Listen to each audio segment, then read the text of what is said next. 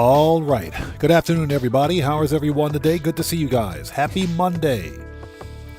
Happy Monday. It is officially No Man's Sky Monday today.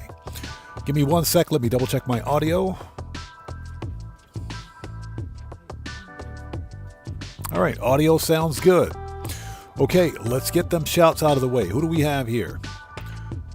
So Vampire Spawns, welcome to the channel. Thanks for joining us.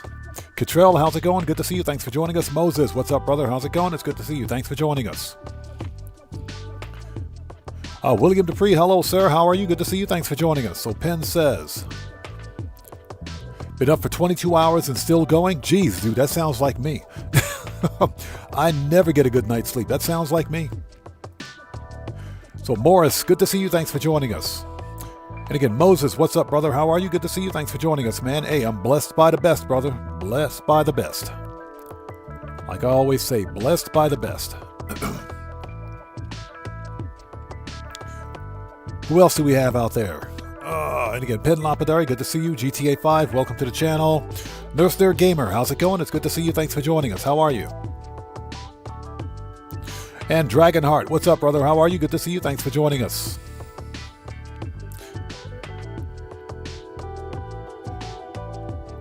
Okay, hey, Streamlabs, don't be cheating today, buddy. I got my eyes on you, Streamlabs. Don't even try it, buddy. Don't even try it. And again, William, good to see you, brother. Good to see you as always, man. All right, people, let's do this. You guys know what time of the week it is. It's No Man's Sky Monday, which means... So wait, Morris says, daylight savings, so it's later than usual for the stream, but I'm here. Oh, really? Is it daylight savings already in the States? Okay, interesting. I thought daylight savings took place in April. Okay. Go figure, right? That's what happens when you don't live in the States, I guess.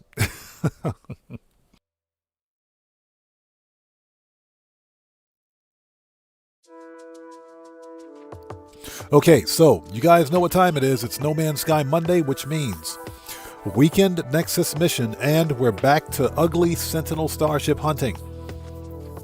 We're back to ugly ship hunting. That's what we're doing. Yep. William, ugly ship time. Let's go. Let's do this.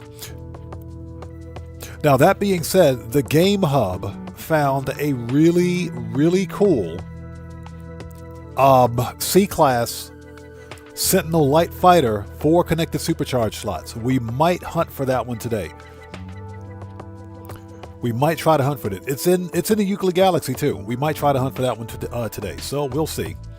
Anyways, thank you guys so much for joining us. If you're new to my channel, I am Oddman105, aka The Odd One. This is a regularly scheduled Monday live stream of some No Man's Sky shenanigans. Now, if you guys haven't done so, please do me a huge favor. Hit that like button for me. Helps out the channel a ton. And for anybody out there who's new, please take a second, read and follow the channel rules located in the description. So Penn says, my grandkids are addicted to watching me play No Man's Sky. The youngest one wants... what's that? Wants to watch Pappy's ship. Oh, that's awesome. That is actually pretty awesome, man. So Morris says, I'm calling it now. It'll be a good looking ship. Yeah, Morris. Ugly ships only. The reverse psychology is that if we look for an ugly ship, we'll find a good looking ship. 9 times out of 10. Anyways, let's transition. Let's bring up OBS.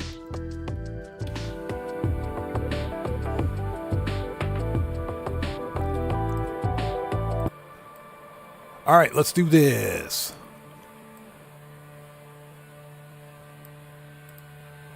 We're also going to try to get another living frigate today, because why not? Okay, live stream, let's play, let's go. And hope everybody out there is doing well. Hey, Deadpool Goss, good to see you. Thanks for joining us. How's it going, man? So what's that? You can tell today it's going to be a good day because, what's that? I just completed 3 cell missions in GTA Online Public Session without getting griefed. That's what I call luck. That's what you call luck. That is some very good luck right there. But hey, that's pretty awesome. Okay, so as you guys can see, I'm rocking the new outfit, whatever outfit this is. We're rocking the new outfit because this is like the only thing that was worth getting from the expedition. Okay, we are on the space anomaly. Just so you guys know, this ship right here was the last Sentinel ship we found during the previous live stream. Yeah, this is a heavy Sentinel fighter. Excuse me, heavy Sentinel fighter.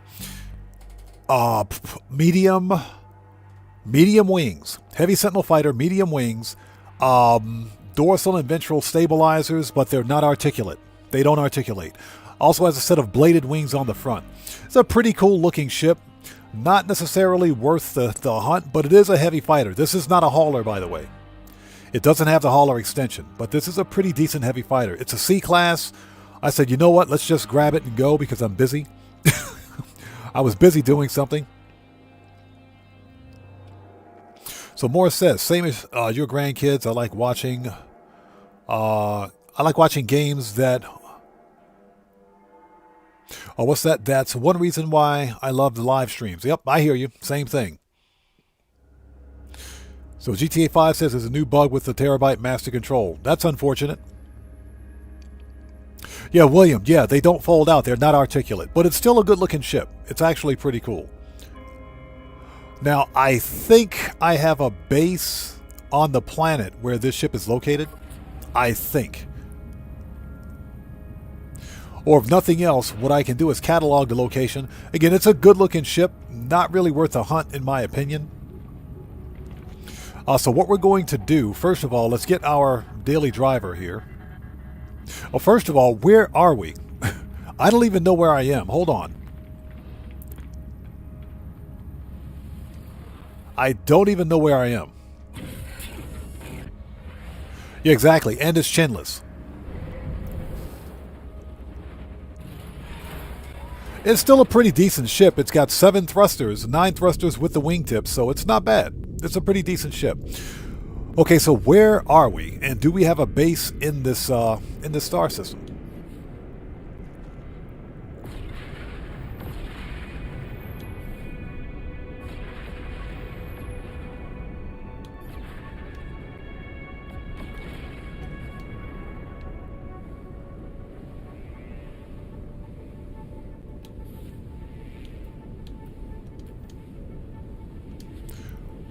Planetary. Are we that close to the freaking planet? We are. So this is the dissident planet Ice. I think this is the planet where we found this ship. Yeah, it's got the thrusters, but that's about it. It's got the thrusters, but that's it. Let's see. Giannis, how's it going? It's good to see you. Thanks for joining us. So what's that? When you access the terabyte, master control can't access. You have to exit and go back in. Well, we had the terabyte actually crash my game during the previous stream, so I can see that.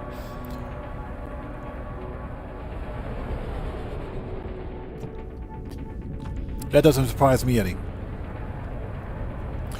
Okay, I don't think I have a base on this planet. In fact, a quick sweep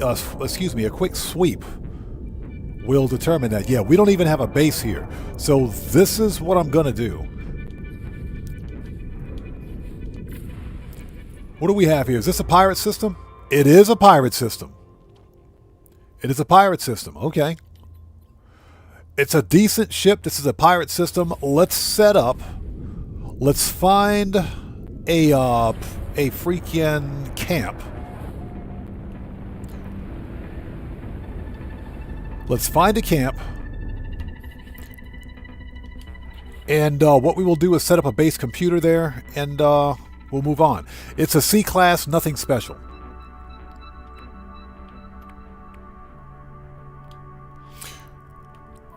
All right, here we go. Navigational data received. Let's find a camp, set a base computer, and we can come back and hunt for this one.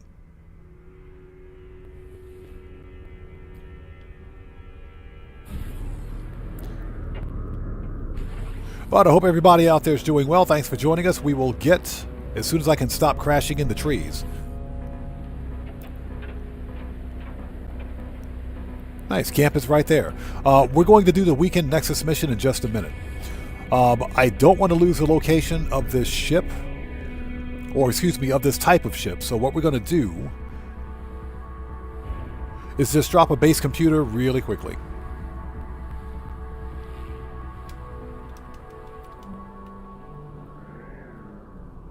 That is, of course, if we can land. There we go. That's if we can land. So Morris says, I'll back up. Giannis says, I made over 10 million in the past few days in GTA, totally grinding for the money. That's pretty good, man. That's some pretty good money grind right there. Morris says, Microsoft, Xbox, nickel and diming me to death. My Xbox subscription ran out today. It's only $10 a month. Only pay mostly for GTA Online. I can't stand it, man. I can't stand that about Game Pass. The Xbox Online, yeah, mine expires next month. Hey, Cody Hernandez, what's up, brother? How's it going? It's good to see you. Thanks for joining us. Yeah, mine expires next month.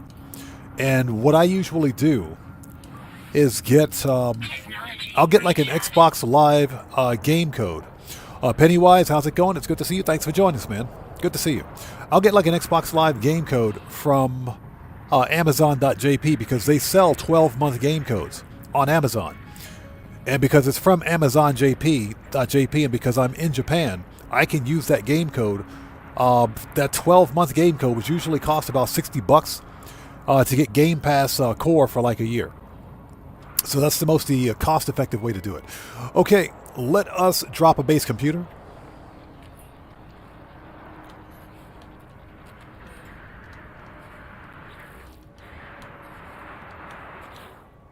If we can remember how to do it. There we go. Base computer. Buckle up. Let's go. What's up, brother? How's it going? It's good to see you. Thanks for joining us, man. How are you today? And everyone, buckle up. Let's go. Is a fellow content creator. He's part of the Odd Fam. If you guys haven't done so, you know what to drill. Or you know the drill. Excuse me. You know the drill. Please go to his channel. Check him out and show that man some love. You know how we do it here. Always support the Odd Fam. Buckle up. Let's go. Good to see you, man. Storm clearing. Hey, Giannis, appreciate you stopping by. Thanks for saying hello. We'll see you next time. Take care. God bless to you. We'll see you next time. Claim the site. Again, this is a pretty decent ship to hunt, but nothing really spectacular. So what we're going to do, let's see, we got a base going.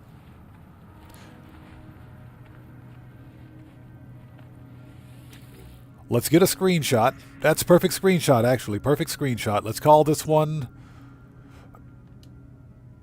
if we can. Hold it. There we go. This is a heavy. If I can learn how to spell. Hold on.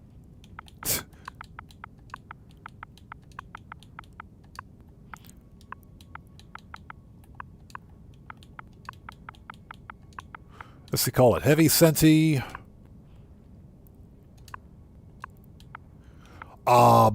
Heavy Senti, medium wings.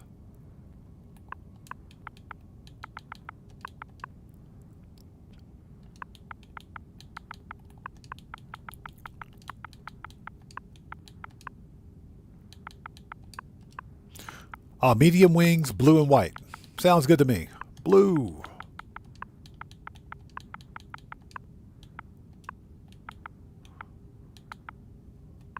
Okay, where's the ampersand? Where you at, buddy? There we go.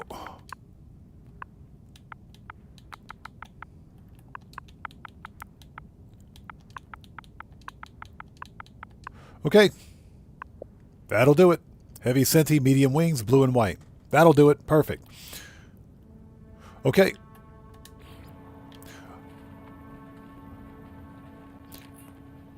It's a rifle. You know what? Let's take a look. Let's take a look at that. Let's make a restore point. Let's take a look at that rifle before we go. Buckle up. Let's go. No problem. No problem at all. So Morris says I need to look and see if I can get a discount for a year because I usually just get the $10 cards. Try Amazon. You're in the States, so try Amazon.com, man. Try Amazon.com and look. Just type in, search for Xbox Live 12-month subscription, and see what comes up. As long as you're in the States and as long as your console is set to be in the US was set to be in North America, you should be able to use the code. That's what I do here, and it works every time. All right, lockdown.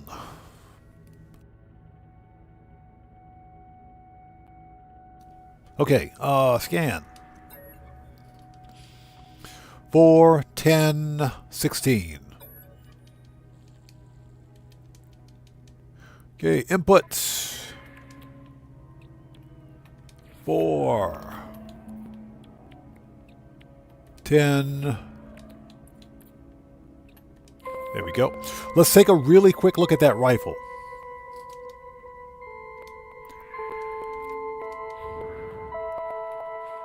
It might be a good one.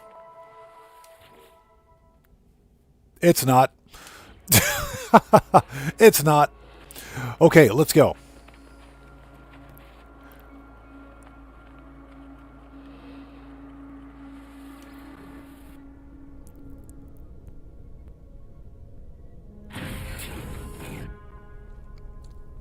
So Penn says Ultimate Game Pass is $89 for the year.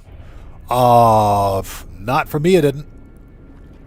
Game Pass Ultimate for me is $360 a year. $360 a year is $30 a month.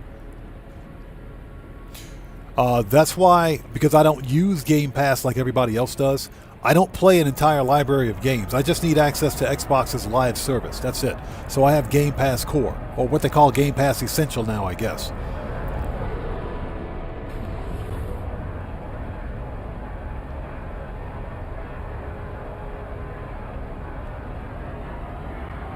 Yeah, so for me, I buy the prepaid card from Amazon.jp.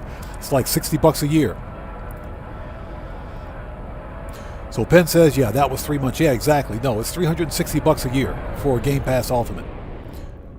Okay, let's get rid of this ship. Let's get rid of this ship. Since we know where to find it, we can scrap it, so let's do that. Well, let's go to the Outlaw Station. We'll call up Space Anomaly again.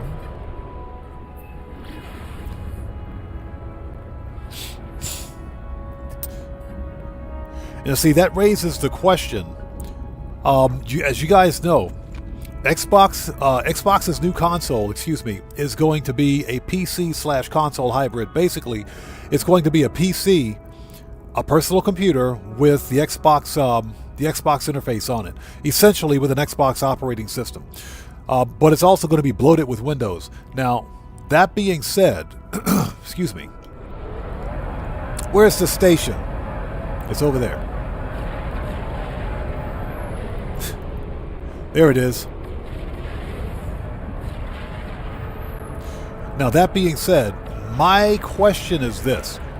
If Xbox is making a PC for its next console, and they're saying PC game, you can play PC games on your Xbox. Will Xbox require, for using their console, will Xbox require people to pay a monthly or yearly subscription for their live service? Because as we know, a PC, personal computer, is on an open platform. When you buy a PC and you buy PC games, you don't pay for a live service. You plug it into your network. The only thing you're paying for is your ISP, your internet service provider. That's your only subscription, which is how it should be.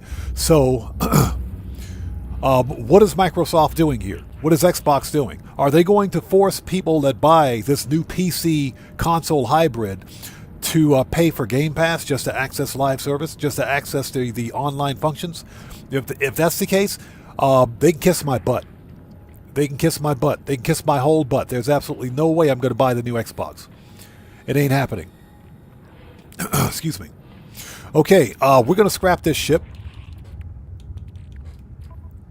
Because there's nothing really here. So it's a crap C-class. Let's scrap it.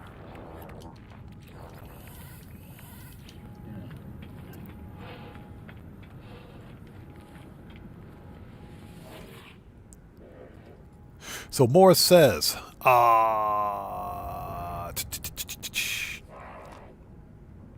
same, I don't use Game Pass. I just need it for GTA Online and No Man's Sky. Yeah, exactly. That's the only reason I have it. That's it. Ozzy Bob, how's it going? It's good to see you. Thanks for joining us. So we want to begin salvage. Actually, before we do, you know what? Let's take a look at the supercharged slots on this ship. Let's just take a look. Just for craps and grins, let's take a really quick look. Let's just see what it is. We're scrapping it anyway. Let's take a look. But yeah, that's my question. So Moore says, at this point, it'll be better off to get a PC than an Xbox. My only issue is if GTA 6 is playable on PC.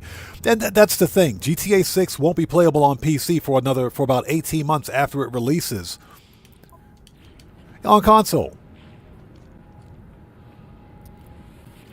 So my question is whether or not Microsoft Xbox is going to force players, I'm talking force players,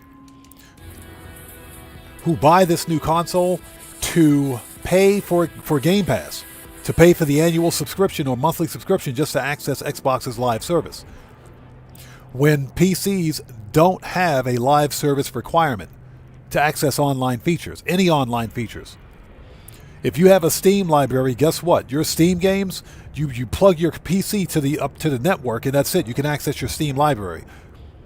And Xbox is saying you can play all of your Steam games on Xbox. That's what they're saying. They're going to integrate the Steam storefront on Xbox. So how's that live service going to work? Are they going to charge people for Game Pass to play their Steam games on Xbox? That's some BS if they do. I'm telling you right now, that is some BS if they do, man. That is some absolute BS.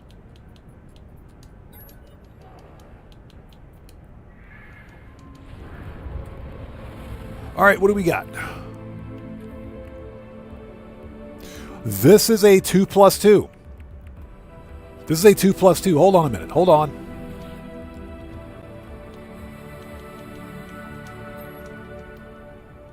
The supply augments. Yeah, this is a 2+2. I'm pretty sure of it. Hold on. Oh, no. It's a 2+1 and 1. 2+1 and 1. Never mind. Okay, yeah, this one is worth scrapping. Let's scrap it. William Koza, how's it going? It's good to see you. Thanks for joining us. So William says they'll find some way to do it. Yeah, I think that's what they're going to try to do, man. And if that's the case, I'm out. I'm not buying another Xbox console. They can kiss my butt.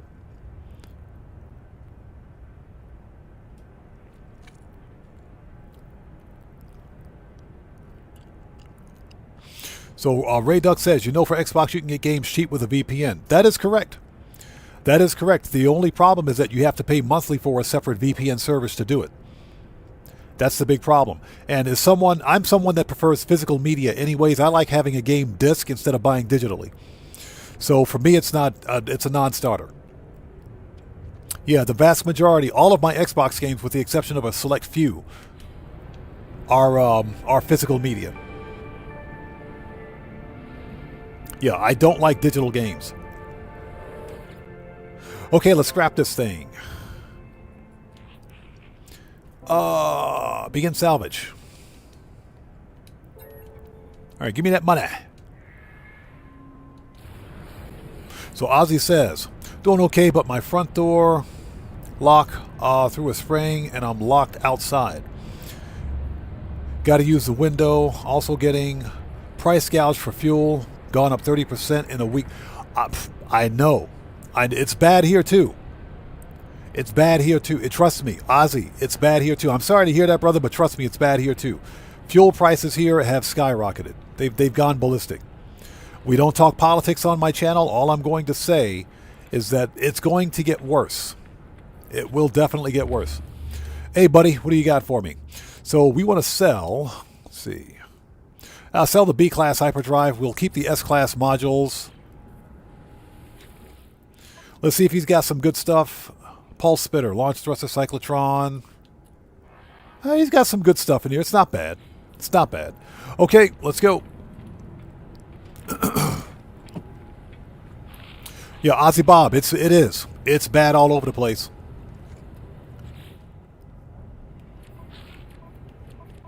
Okay, I'll swap ships with my daily driver. Where you at?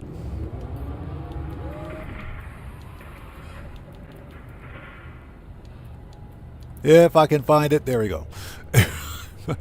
Couldn't find my ship. All right, make a restore point. Doc Intel, how's it going? It's good to see you. Thanks for joining us. Yeah, Penn, exactly. We all know why, but like I said, we don't talk politics on my channel. We're here to play some video games, so that's what we're going to do. Okay, we're ready. Let's go. Hold on. Can I teleport back to my freighter? Now, I got a question for you living frigate professionals out there. It's network restricted. Never mind. For all of you living frigate professionals out there, when hunting for a living frigate, can I use...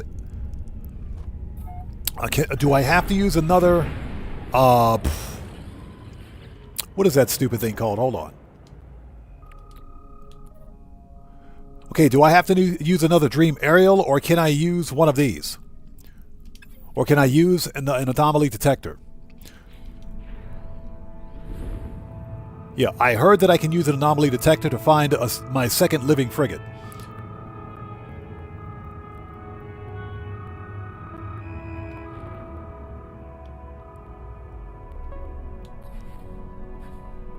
Warning. Threat detected.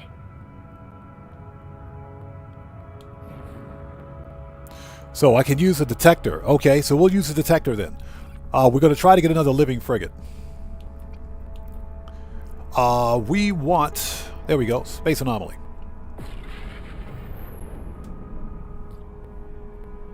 So Ozzy says, I use the same Dream Aerial with an anomaly detector each time. Okay.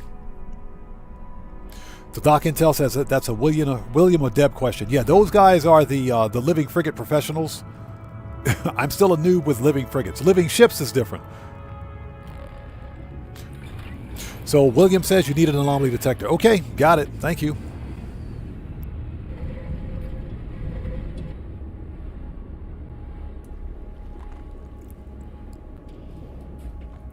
So Ozzy says it does take a bit of time to get the whale song. I saw a video of someone pulse driving for 30 minutes. Yeah, one per system per round. Yeah, exactly. But I saw a video of someone pulse driving for 30 freaking minutes to get a living frigate. To get their second living frigate. I said 30 minutes? Bro. That's painful. All right, here we go, people. All right, weekend Nexus mission. Eliminate hazard. Okay, this is easy. We can use the living glass. We can totally use the living glass. Let's do it. Initialize. Start. We can totally use that living glass. Deborah, how's it going? It's good to see you. Thanks for joining us today. How are you?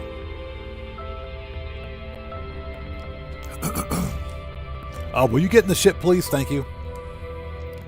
Yeah, Doc Intel, seriously. 30 minutes of pulse driving. I said, that is insane. So William says, fire it off and pulse drive and do not stop until it says whale song. Okay. We might try that on stream. We may just try that on stream. Operation Katana says, just quit my second job the other day. They owe me over $2,000. Are you serious, bro? So wait. So wait a minute. Katana, are you saying that they haven't paid you yet? Are you saying that after you're having worked the required hours, they haven't paid you your $2,000? Bro, that's a lawsuit, man. That is a lawsuit. That's some BS. Okay, so where's the hazardous floor?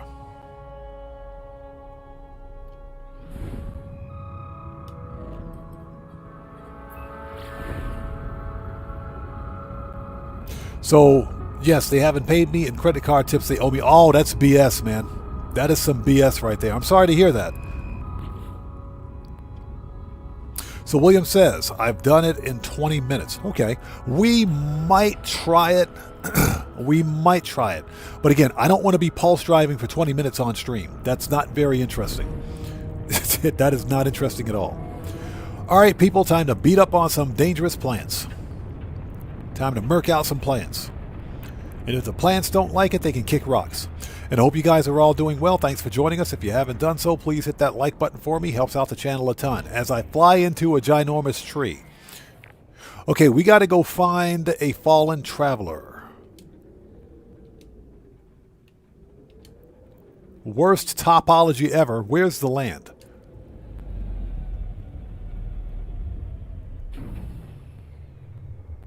There's like a hazardous flora sitting right in front of us. Bruh. This planet sucks.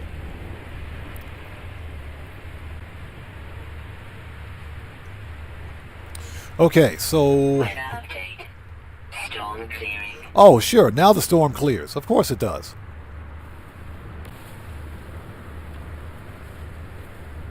Okay, let's go find this traveler.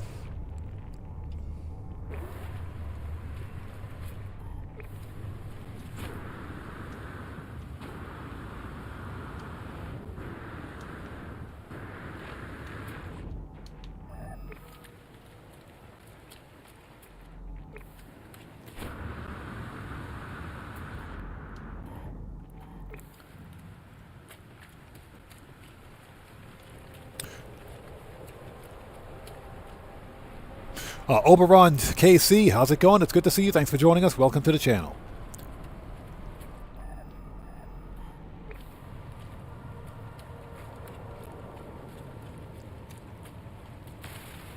Never pass up a piece of condensed carbon.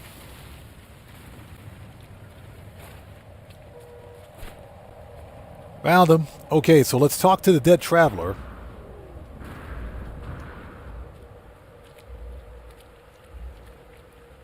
Yeah, we can call the traveler Fred. Okay, buddy, what do you got for me?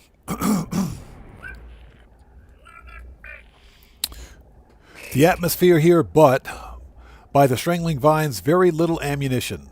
The fallen traveler's log seems to mention the floral infestation, but holds no further clues.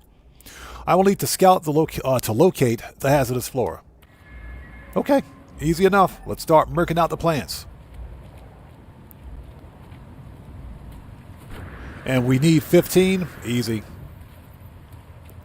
And I hope everybody out there is doing well. Thank you guys for joining us. If you haven't done so, please hit that like button for me. Helps out the channel a ton. And of course, right near the traveler's grave, there's no hazardous flora. There's like not one hazardous flora. There we go. There's one right there.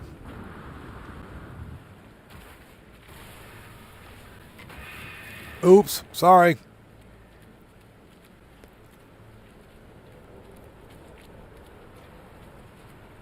Yeah, we got a whole 2 oxygen from that. What is that all about?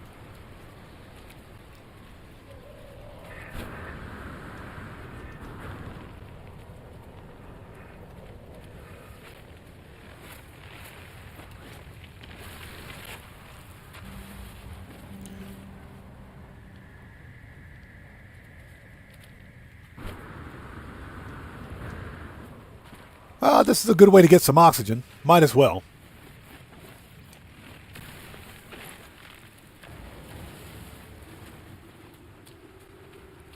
There we go. Now they're showing up. Now they're showing up. Give me that oxygen.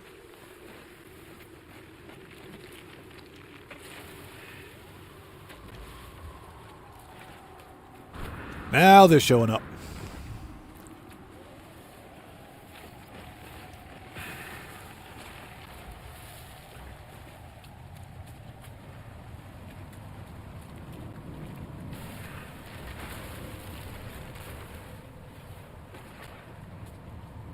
And I hope everybody out there is doing well. Excuse me. Thank you guys so much for joining us today. If you haven't done so, please hit that like button.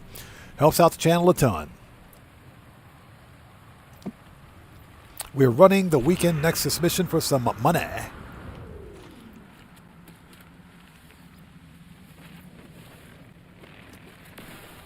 As we murk out hazardous flora.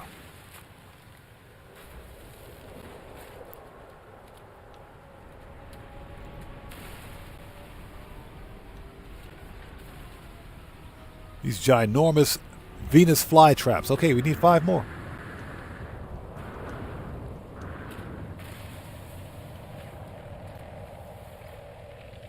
Always get the oxygen.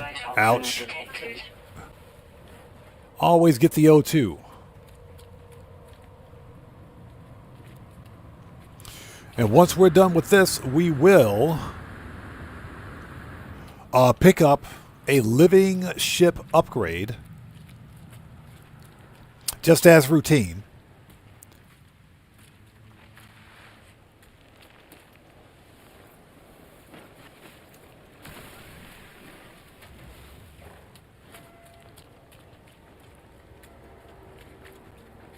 Okay, we need... There we go, 3 more. All right, let's do this.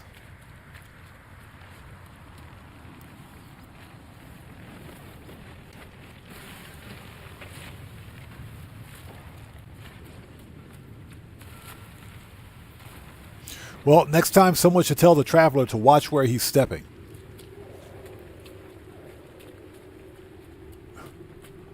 Yeah, Doc Intel. It's actually really easy just to grab the pods as quickly as possible and step away.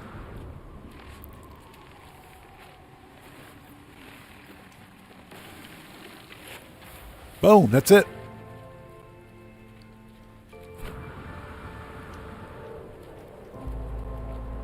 Oh, you know, I like how after murking out the last flora, the freaking sun comes up. Good job, son. I appreciate that. The freaking sun comes up as soon as we're finished. The sun comes up. Give me my living ship so we can get out of here. Thank you.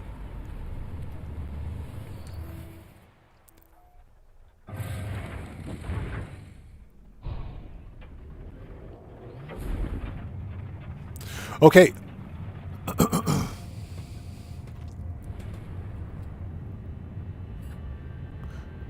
So Oberon, Casey says, I completely forgot about the weekend mission.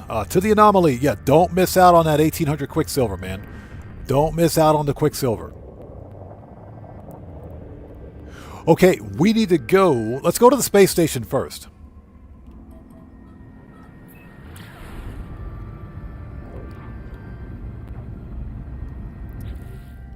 Yeah, Doc can tell it's either always stormy or it's always dark, or a combination of both.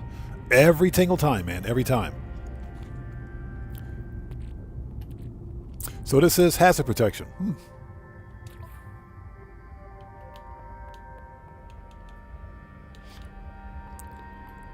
So what is this? That's not bad. Hold on a second. Hold on. That's a shield lattice. This is... Let's move this. Move that. Put this right there. That's what she said. There we go. Much better. Much better. Perfect. Let's check out the multi-tool at the space station. Hey, Jet Black, how's it going? It's good to see you. Thanks for joining us. And thanks for hitting that like button. Yes, if you guys haven't done so, please beat up on that like button like it owes you money. Helps out the channel a ton. This is a cool looking station. Check this one out. Dark. This is gunmetal purple, man. Gunmetal purple. I like this. That's a good looking space station. Let's check out the multi-tool really quickly. Yeah, William, you noticed that was pretty good, man. That wasn't bad. Okay, so what do we got? Multi-tool. Boo. Well, okay, this could be a 4-connected supercharged slot multi-tool, but it's a B class.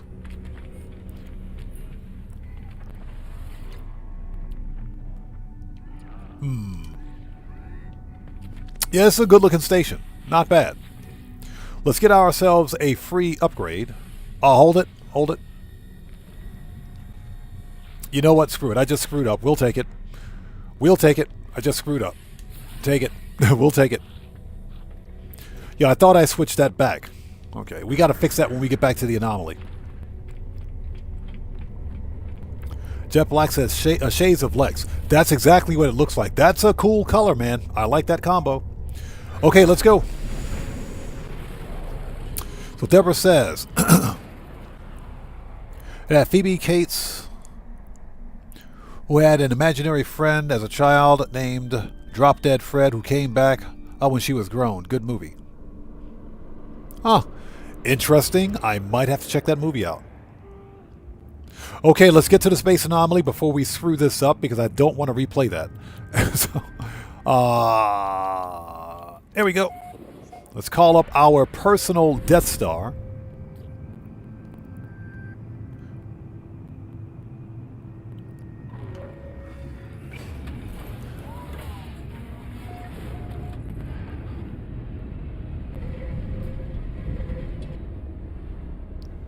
Here we go.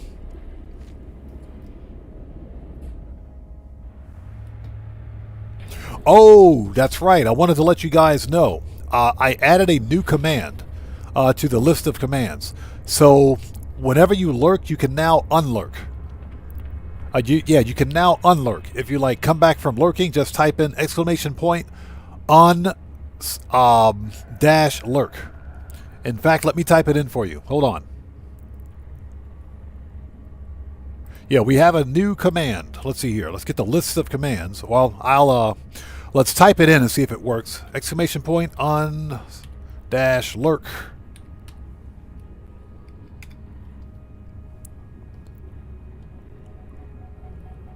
Let's see if it works. I'm not sure if it will.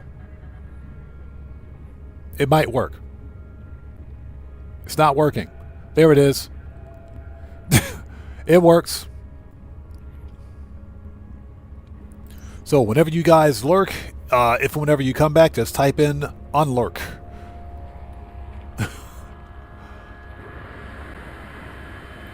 Okay, we are here. Give me my stuff. Give me all my stuff. Complete. Yes, please. And I can totally use that living glass. We only got one living glass, bro.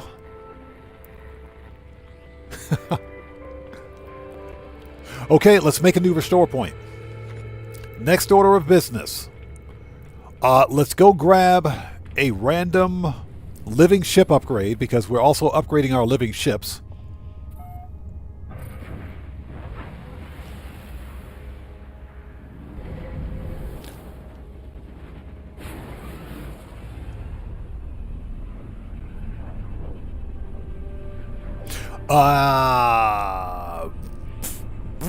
I might have boo-booed. Okay, we're good. We're good. We're okay. Yeah, I was concerned because sometimes when you pulse drive back, you'll end up stuck inside your frigate. That does happen. We have to fix one or two of our frigates. I think some of our frigates are damaged.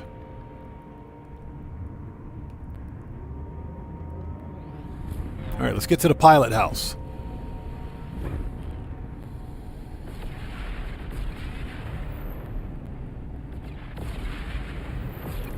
If we can find it. Where's the freaking bridge? Oh, it's right there. Hostile scan?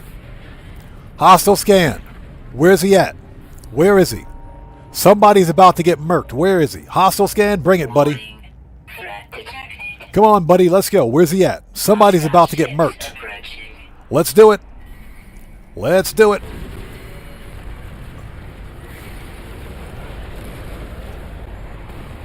Stupid pirates. You do not. You don't attack a pirate who owns a pirate dreadnought.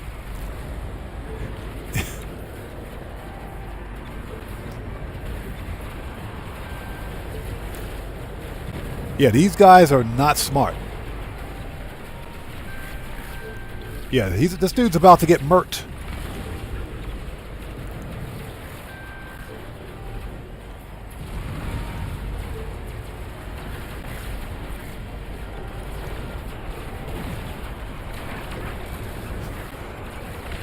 And we got a full-blown space battle here. That's funny.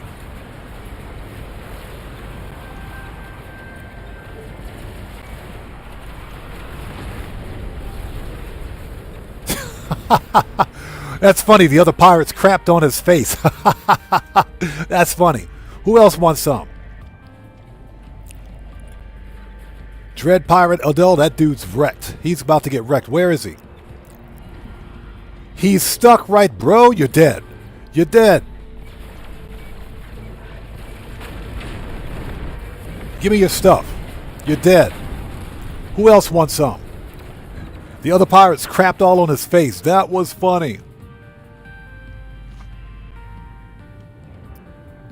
So we got one pirate left. This is what happens when you attack a pirate who owns a pirate dreadnought, you idiot.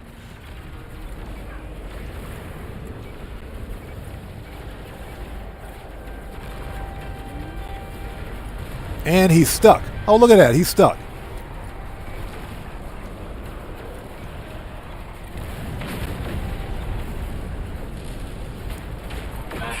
Ships depleted. And he's stuck. Puma Dino, good to see you. Thanks for joining us. Excuse me.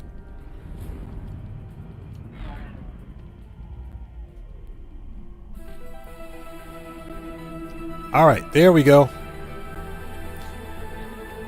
So what exactly did we get? We got some pirate transponders.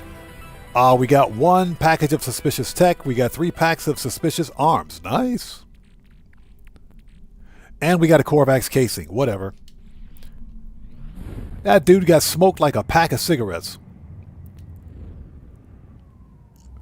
So Deborah says, I kept getting stuck inside of it the other day. It was driving me crazy.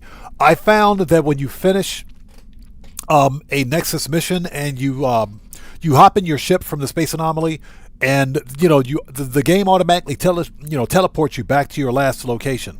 So when that happens, there's a strong chance, or a high chance, that you'll get stuck inside your frigate or your freighter.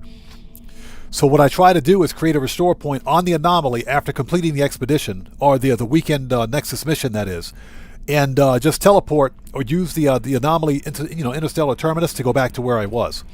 That usually stops it, but I totally forgot about it today. Okay, we need to go. We got to fix our frigates. We got some damaged frigates. So next up is fixing the frigates. Let's do that first, and then we'll send those guys back out.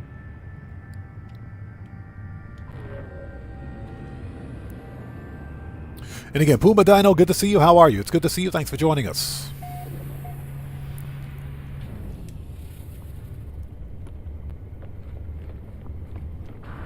At some point, I'm going to upgrade one of these pincer ships because they look really cool.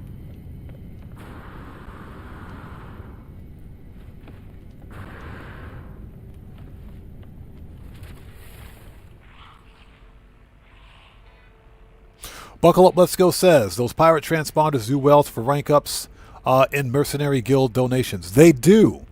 The problem is that you have to be in the right star system, within the right space station, in the right star system to use them. Because I've gotten these pirate transponders and tried to give them to some of the guilds, and they won't accept them. So you have to be in the right state, the right system. I think you have to be in the system. In the space station, in the system where you got the transponders in the first place.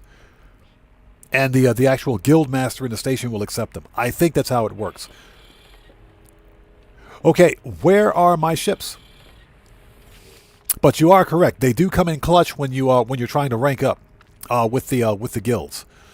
Okay, so we need to see fleet.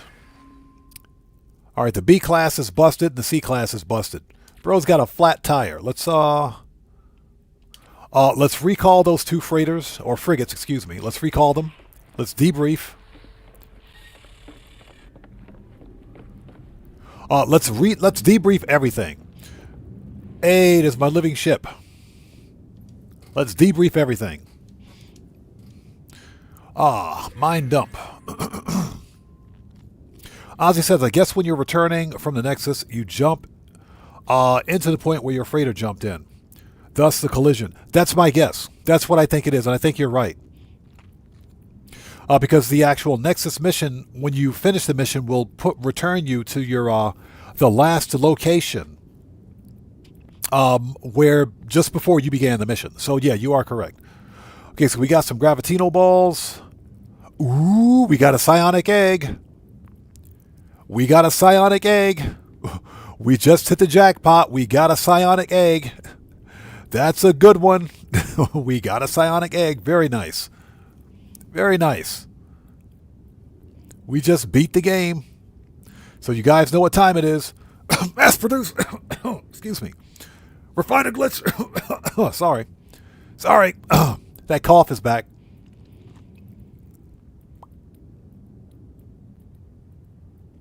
Yo, Buck, William, that is absolutely true. That's true. So Buckle Up, Let's Go says I've been able to donate at any mercenary station, a mercenary system. We can try it in this system. I mean, because we're here, we can totally go to the freaking space station here.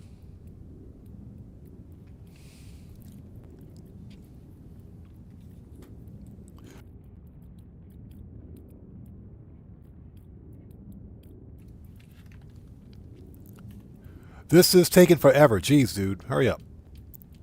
All right. Done. This is taking forever.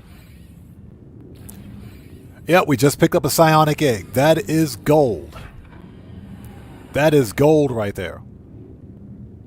So Deborah says the sacks are much harder to get. I know. That's why we need more living ships. Living frigates, excuse me. We need more living frigates. And we're going to send that guy back out in just a bit. Next. Let's recall this ship and repair it. Debrief. End. We got some activated indium. Nice. Debrief.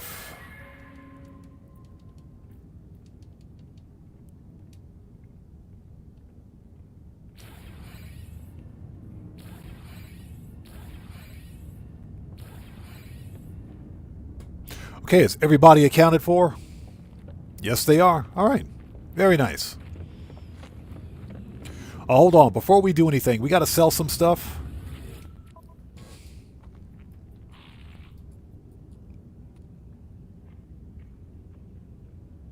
Buckle Up, Let's Go says the mercenaries have a knife on a shield emblem. Like I said, we can check them out once we go to the pirate station here, because we are in a pirate system. Okay, so we want to sell. Keep the living glass. Don't sell that. I hate making living glass. We have 20 walker brains. Why do I have 20 random walker brains? You know what? Before we sell anything, let's go drop some stuff off. I have 20 freaking walker brains, man. What is that all about?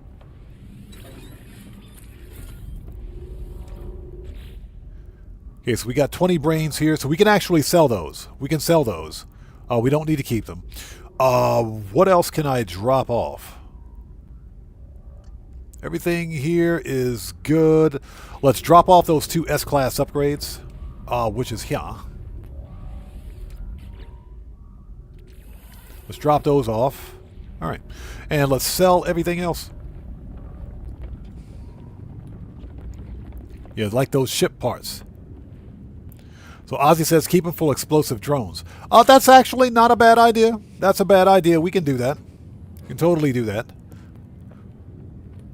Where's my 7-Eleven? There it is.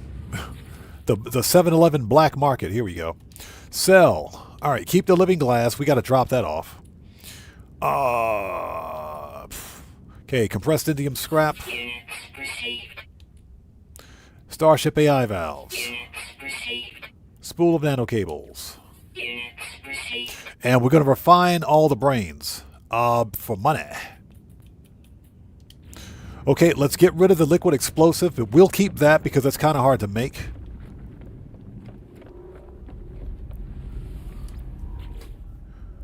We got 1 spot for this.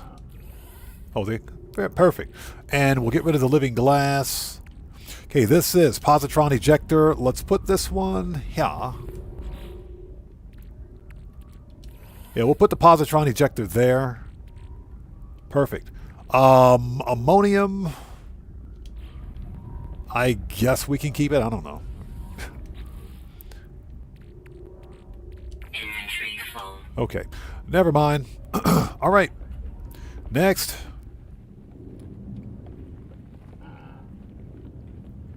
Okay, next we got to fix those frigates. We got 2 busted frigates. We got to fix those.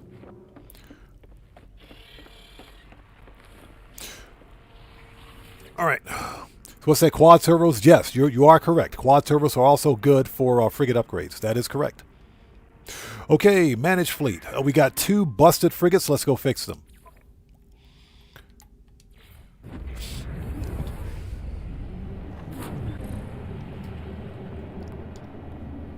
Hey, Coco Monkey, welcome. Good to see you. Thanks for joining us. What do we got?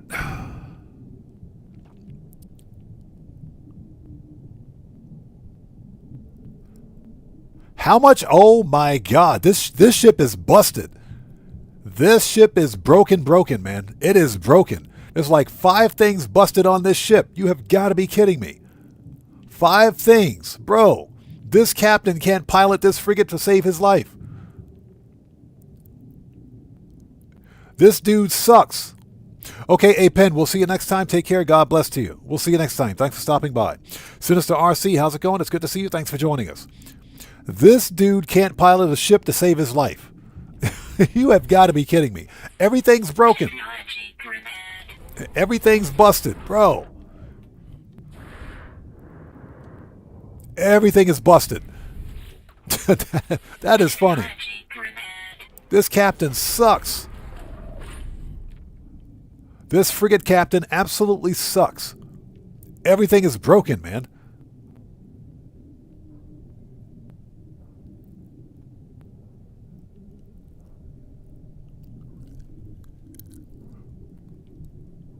Okay, what else? What are we missing?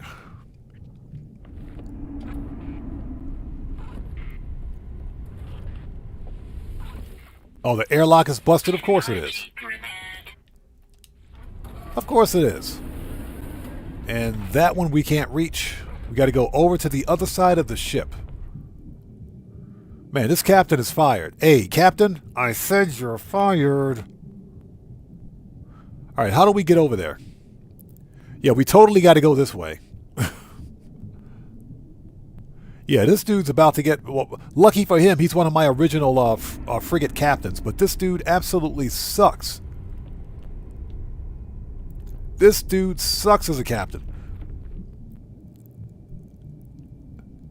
I'm talking everything on this ship is broken. Everything.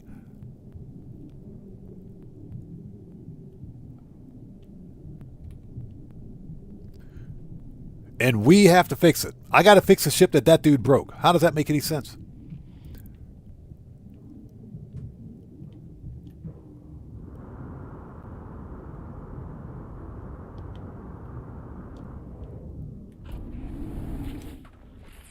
Technology grenade. Okay, where's the other control panel? It's right there. There we go. We can totally reach that from the outside. Technology grenade. Don't even ask me how that works. It just works. All right, let's get out of here before the captain breaks something else.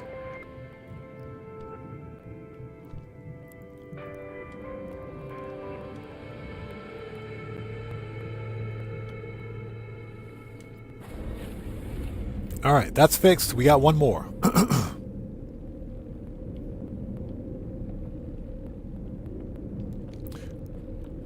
Okay, one more. We got one more busted frigate. Let's go fix it. Once that's done, we will go get a free upgrade for our living ship. Then we'll start the ugly ship hunt. So, William, let me ask you a question. So, Deborah says, I think he drinks and drives. Yeah, I think he drinks and drives, too. He's on the Michelob. That dude's on the night train. So, William, let me ask you a question. Have you returned to that planet where we found all those curious deposits? And if you have, what was the condition of your curious deposit farms? I haven't had a chance to go back yet. We're probably going to go back today. As I understand it, Hello Games released a patch to fix that. So no, not yet? Okay. I think we'll go by today and take a really quick look. So Operation Katana says, love that my in-game stats for GTA says that I earned 100 million, but no, I have more. I have made 400 plus million in just crates. The in-game stats, 100 mil, that's kind of weird. That is kind of weird. So this one's got 3 broken things on it. Bro.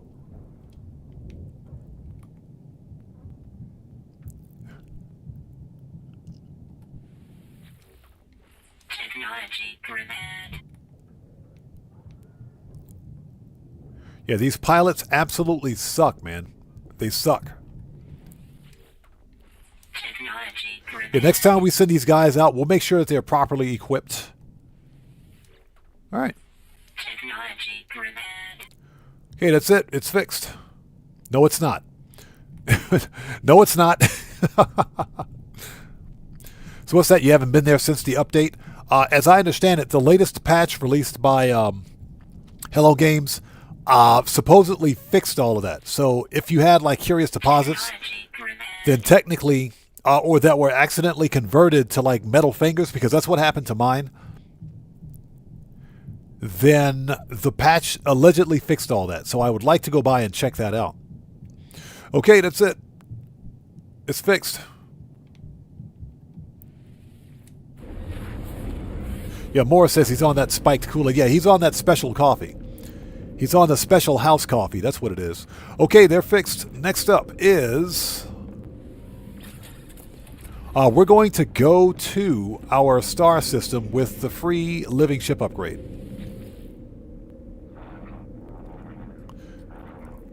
Bases. Curious deposits.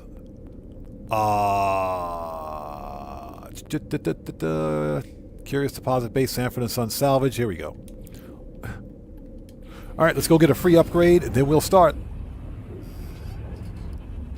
So Dan Morris, good to see you. Thanks for joining us. You've made 2.5 billion scrapping Sentis. Oh yes, that is the biggest money maker in No Man's Sky. It is. Which is perfectly legit, because if you think about it, it costs upwards of what? Anywhere between 60 to 100 mil to get a living frigate, just to buy one, because you have to buy your every other living frigate after the first one, so you need the money. That, and of course, if you're playing the game legit and you're actually buying upgrades for all of your ships, those upgrades can get pretty expensive pretty quickly.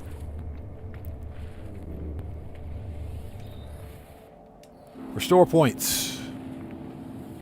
Let's go. We need to upgrade. Let's do this.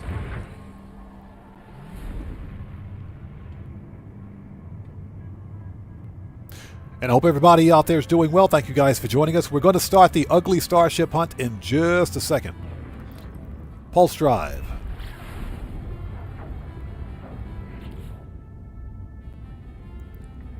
Oh. Found it. Give me that. And we got a B-class Scream Suppressor. Nice. So the Scream Suppressor node, that shields. Okay. I can put these in my other living ship, because I have a second living ship that's in storage, so we can put those in the other living ship. Nice. Hey, Jay Hardy, how's it going? It's good to see you. Thanks for joining us, man. Okay, we are done here. There is no space station in this system. And I'm talking no space station at all. So, let's go back to the planet.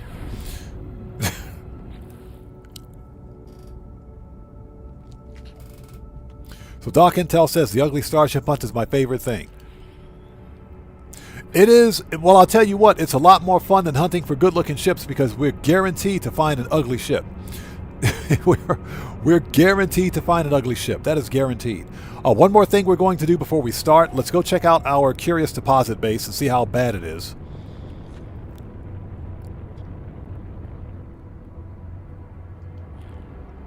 Yeah, Ozzy Bob, exactly. Buying expansion slots for multi-tools and starships can get really expensive really quickly.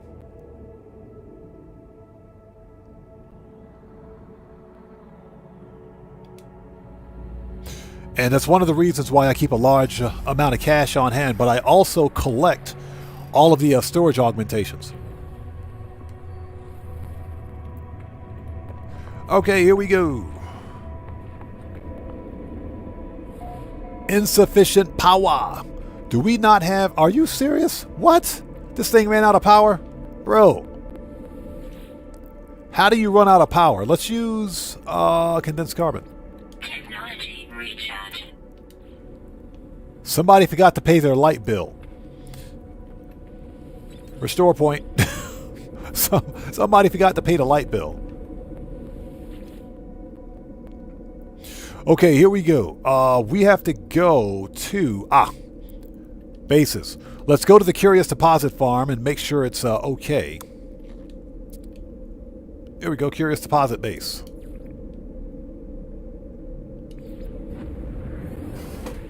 Make sure that's okay. Then we'll make a beeline back to our frigate and start the ugly starship hunt. Just taking care of a few odds and ends, pun intended, before we begin.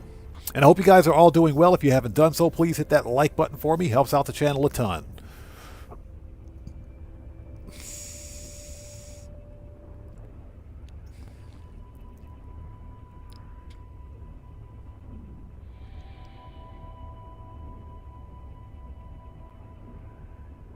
So Ozzy Bob says making stasis devices can takes a bit to set up, but once you're there, yeah, exactly.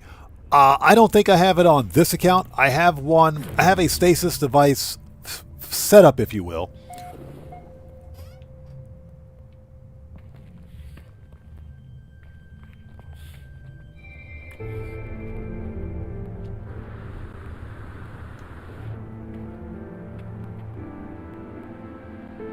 Okay, well, this one appears to be okay. That one's okay.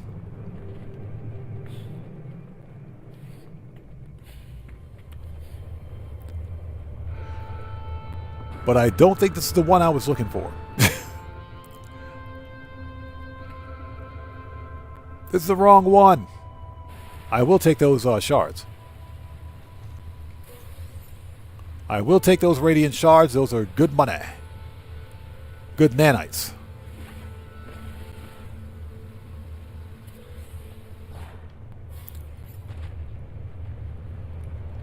Okay, we're in the wrong place.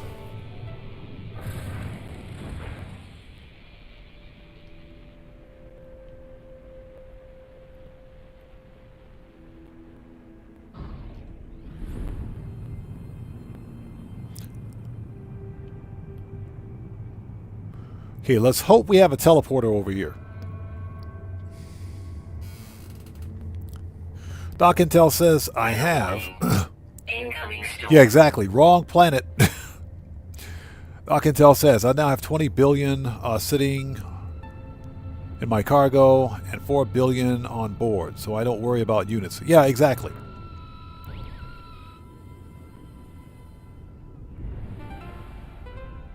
Oh, this is one of my older bases. Okay. Please tell me there's a teleporter here. Thank you.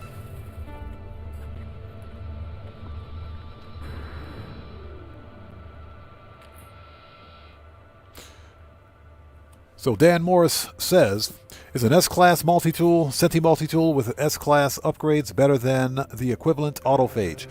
It depends on the purpose. The autophage multi-tools have the best, or should I say the highest, mining damage of any other multi-tool. And that's what they're exclusively used for, mining. What the crap? We don't have a teleporter here? Bruh. I'm too lazy to build one. Let's go to the space station. Now, Sentinel multi-tools have the highest damage. Technically, the highest damage of any other multi-tools out there. Although I think the experimental multi-tools come pretty close. So if you're looking for any type of weapon damage, then the Sentinel multi-tools are supposed to be the best. If you're looking for mining damage, then go for the Runic. Or the Atlantid multi-tools.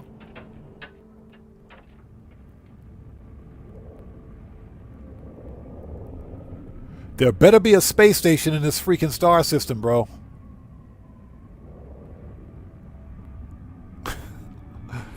Oh my god, there's no space station here. Yeah, I'm too lazy to build a teleporter. I don't feel like it. One of these days, I swear, one of these days.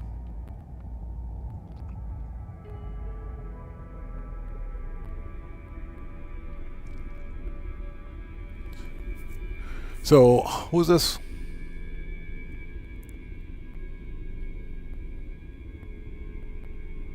So, Renil Elvitagala, thanks for joining us. Appreciate you. Says, quick question. How do you make a galactic trader in open space in the side of a frigate?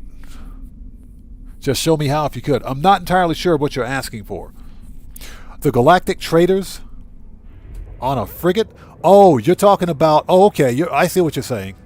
I see what you're saying. You're talking about the intergalactic trade terminal on the actual freighter. Okay. Yeah, I can definitely show you that as soon as I can figure out where the French toast I am.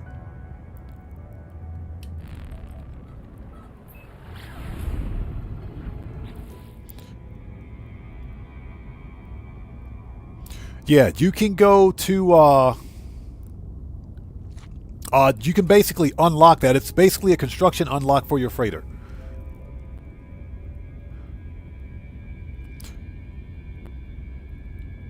So it's relatively easy. And I'll show you where it is as soon as I can get there.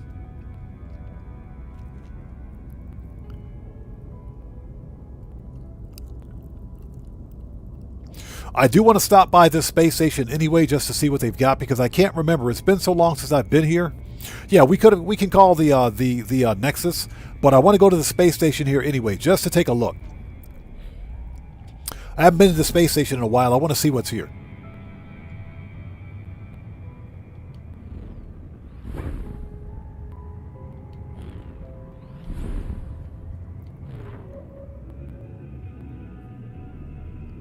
Yeah, just out of curiosity, I want to see what's going on here at this station.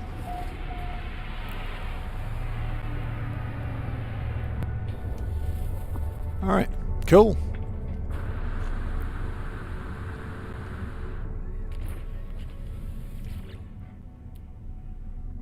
Oh, that's what's going on over here. Okay. That's what's going on over here. That's an A-class multi-tool with 3 connected supercharge slots. That's what's going on. Hey, Oberon KC, thank you for joining us, man. Good to see you. Take care. God bless, man. We'll see you next time. That's what's going on over here. Okay. I forgot. I totally forgot. All right. That's a good multi-tool. That is a very good multi-tool.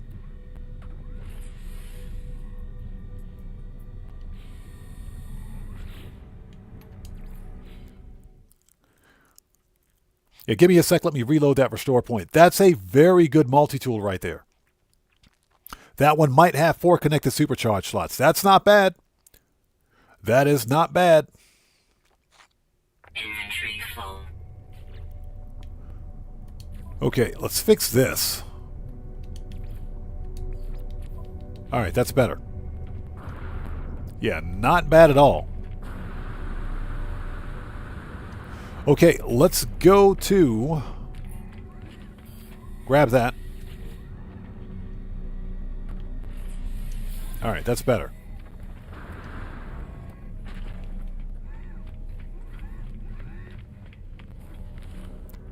That's the cartographer dude.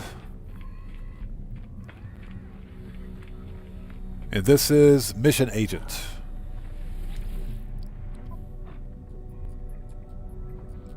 That's what I thought. Okay, let's get to the teleporter. And there's a random traveler here. Nice. Let's go back to the freighter.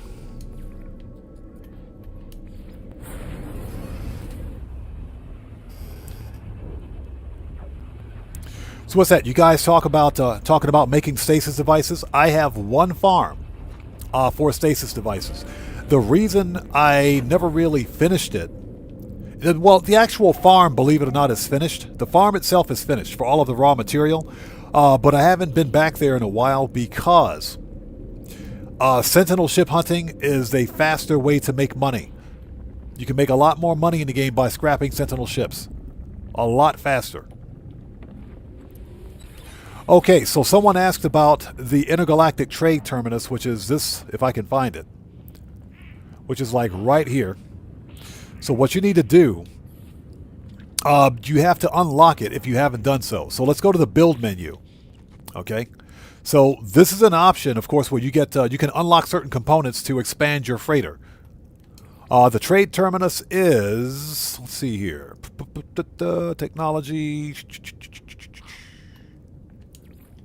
That's farming, refiner, industrial, storage.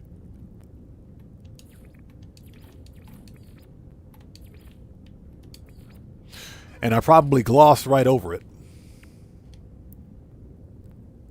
Technology. Here we go. It's right here. So the trade terminal is right here. Okay. And those are the components you need. You need silver, chromatic metal, and 2 microprocessors. Now, if you don't see the trade terminal or galactic trade room in your freighter technology, you have to unlock it. And to unlock it, you go...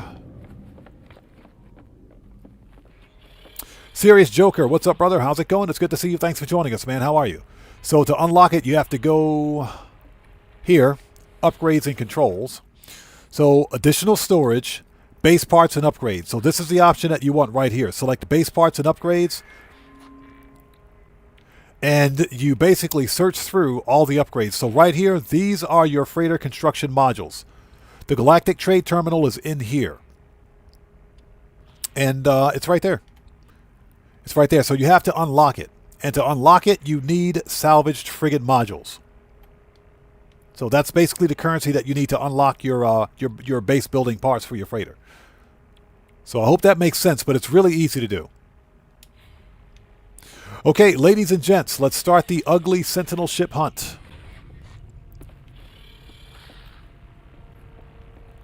And thank you guys so much for joining us. Please do me a huge favor. Hit that like button for me. Helps out the channel a ton. Okay, so we have a base here in this outlaw system, which is a good thing. We can always come back.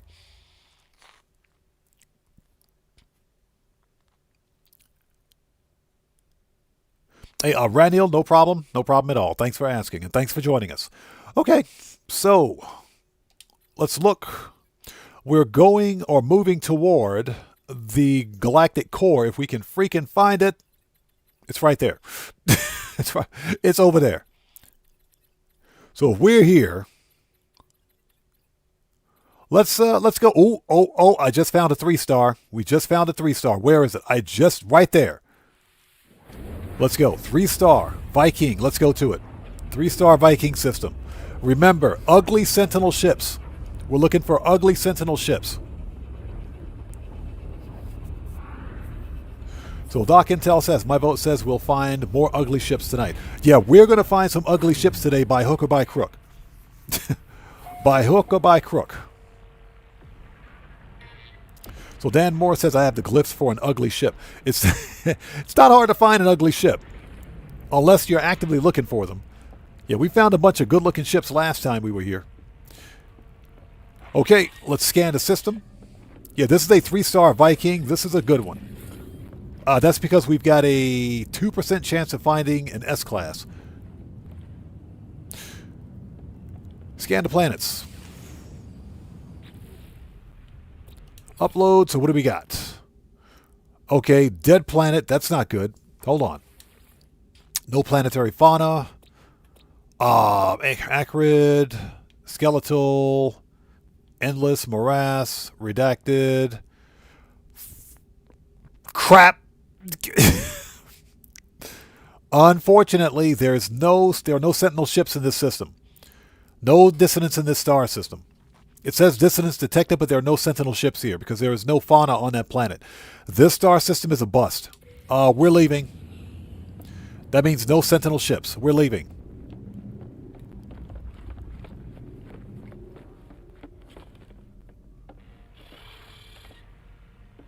Yeah, Doc Intel. Yeah, we did find that one ugly ship, didn't we? That ship was so ugly it was oogly. It was oogly. All right. This star system is a bust. Man, that sucks. It was a 3-star, too. 3-star purple. Purple star system. Very nice. Well, that's unfortunate. All right, let's keep looking. Okay, that is a 2-star. I mean, we can go there. It's 2-star Gek. Let's go to it. 2-star Gek. Not hopeful, but, you know. And hopefully you guys are all doing well. Thanks for joining us. If you haven't done so, please hit that like button. Helps out the channel a ton. Also, don't forget that your like on this live stream comes with a complimentary roll of toilet paper and a free car wash. So won't you hit that like button for me to get your toilet paper and car wash. Remember, the toilet paper rolls are half-ply only. Budget cuts.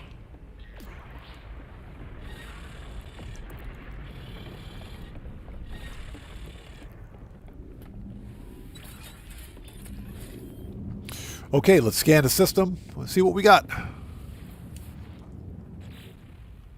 Yeah, Deborah, we're really good at finding both. Really good at finding both. That is true. Okay, what do we got? We have Blood Planet. Blood Planet, that sounds pretty cool. Blood Planet, that sounds pretty cool. We should probably check that out. Pillar. Oh, God. Pillared. What is with... Oh, my gosh. This planet has one fauna. This is an anomaly planet, so that also means no dissonance. No Sentinel ships. Okay, this is Spine Moon, Sub-Zero, Stellar Corruption Detected, and Baron. Nope, this star system is a bust. Yeah, anomaly planets and dead planets don't have Sentinel ships. Next. Ozzy says, yeah, that half-fly, my fingers keep going through, I'm not happy. Okay, what do we got? Yeah, exactly. One ply with budget cuts. Okay, next system. Yeah, this star system is a bust. No Sentinel ships. Okay, what do we got? Galactic core is there. Let's go out this way. Let's go out this way a bit. Hold it. 3-star, 2-star Gek.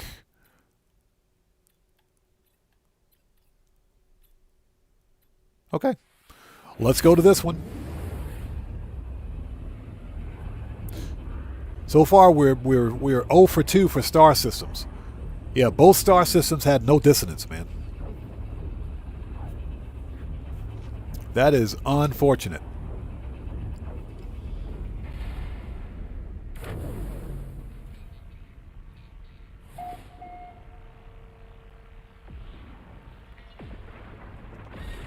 Okay, next.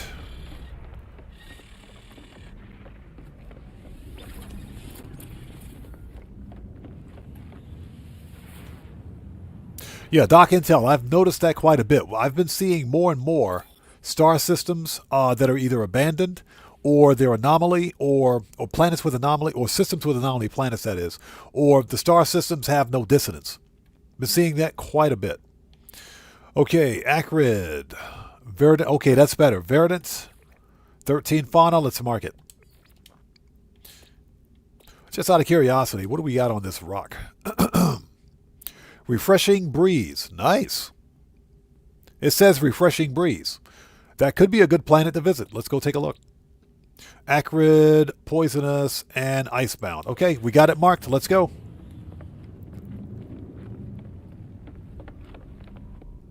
Let's go hit the space station, check the multi-tool, and be on our way. Yeah, exactly. Neo Hurricane, that is true. If you have an ugly star system, you're guaranteed to get an ugly Sentinel ship. Oh, hold on. Before we go, let's transfer those living frigate modules out.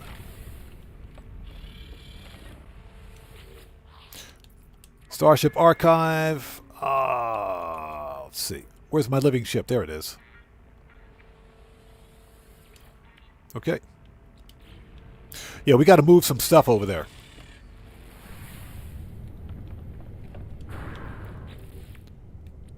Starship.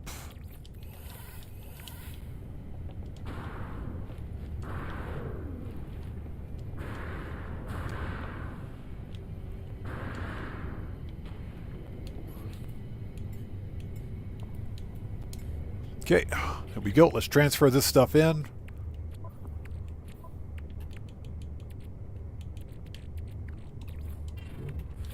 There we go. Perfect. Okay, let's swap this thing back out.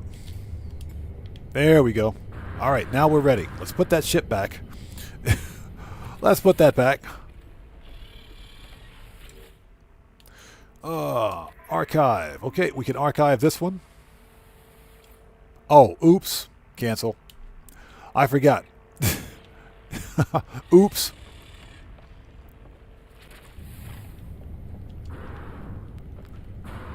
Yeah, we'll lose the upgrades if we don't install them. We got to install them. Totally forgot about that. Okay, that'll take half a second.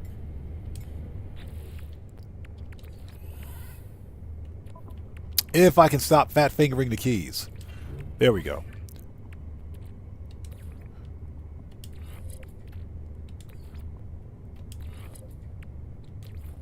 Okay, that's better. Now we can put it away.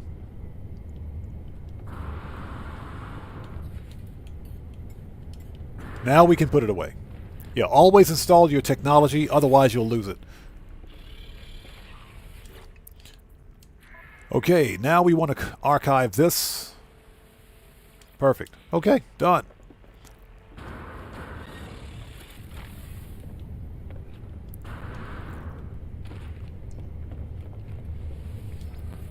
Okay, first stop space station. Next stop is the ugly Sentinel ship. And hope everybody out there is doing well. Thank you guys for joining us. If you haven't done so, please hit that like button. That's the wrong planet, buddy. Where's the station? Please hit that like button for me. Helps out the channel a ton. Where's the station? Right there. Let's check out the multi-tool on the space station. We might find a good one. We might find a good one.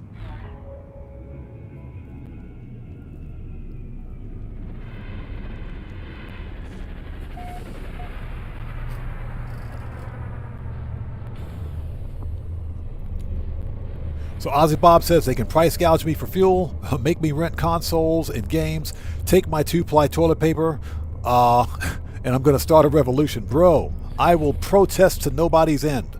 Don't mess with my toilet paper. Do not mess with my toilet paper. Those are fighting words. Okay, what do we got? Oh, that's an ugly pistol. But it's an A-class. It's an ugly A-class. Oh my God, that thing is horrible. You can keep it. And this one is just as ugly. All right. Never mind. We're already off to a bad start. We're already off to a bad start. Let's go.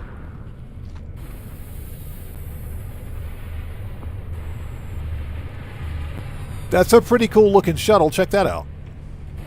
That's a pretty cool looking shuttle. That's a wide body shuttle. Hold on a second. That's a pretty cool looking shuttle. Hold on.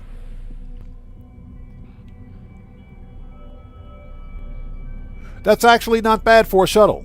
That's not bad for a shuttle at all. I kind of like that one. Kind of like that one. I like the teal and gray. Teal and gray. Symmetric wings. Quadruple thrusters. Not bad. That's not bad for a shuttle. Not bad. I would buy that one. What class is it? It's a B class too. I would totally buy that.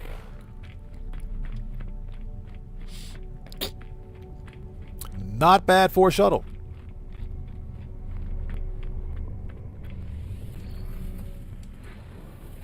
Okay, make a restore point, and let's do it. Not bad for a shuttle.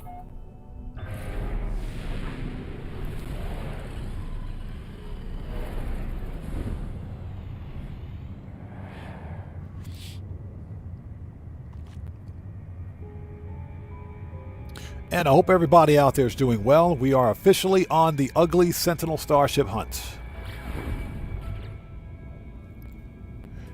Okay, my bet, ugly ship. It's going to be an ugly ship.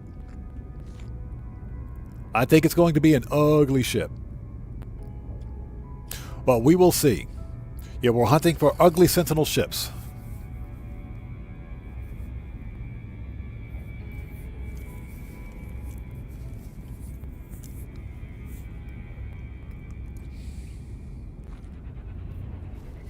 Are we there yet? So, on a slightly different topic.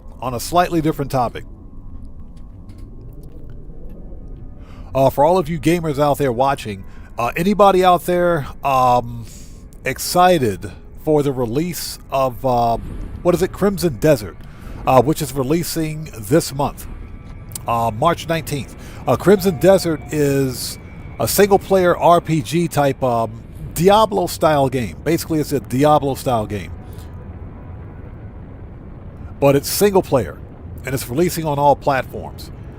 When I first saw it, I got it confused with Black Desert. Black Desert is an MMO, and it's always online. Crimson Desert is single-player. So Deborah says, first one so-so. I'm calling it. It's going to be an ugly ship. What do we got?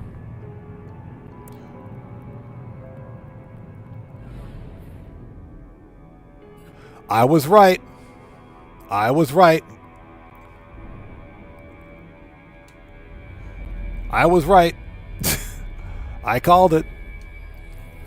Before we go, let's get that oxygen.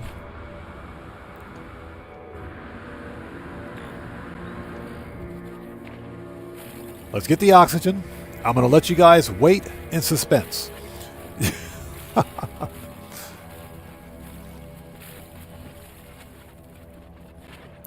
Buckle Up Let's Go says Crimson Desert has gotten some really good reviews on early playthroughs. I know. It seems like a very positively received game. It's getting very good positive reception. Now, that being said, I'm not going to pre-order. I will be doing... I do intend to do some sort of a playthrough.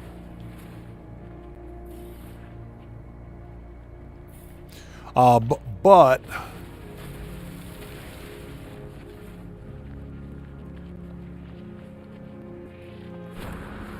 I'm not going to pre-order it because I got burned the last time I pre-ordered a game. Okay, here we go, people. You wanted an ugly ship, you got one. Although, yeah, this is pretty bad. This one's pretty bad.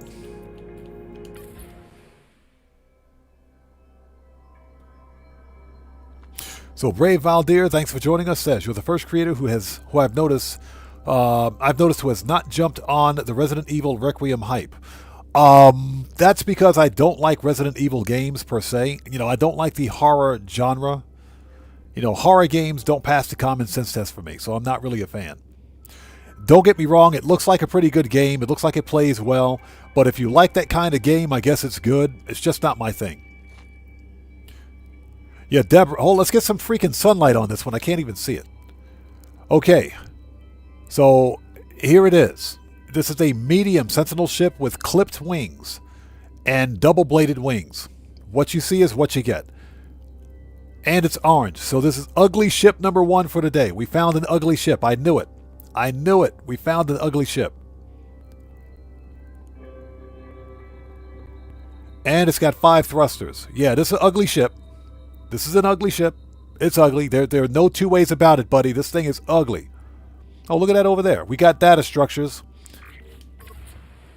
This is... Oh, of course it's a B class. Of course it's a B class. Why wouldn't it be a B class? Of course it is. Anything else good on this rock before we go? We're totally going to yoink this ship and scrap it for parts. There is specialist industrial waste all over the place. Hold it. We got 3 stars. What do we got? Oh, those are middle fingers. Never mind.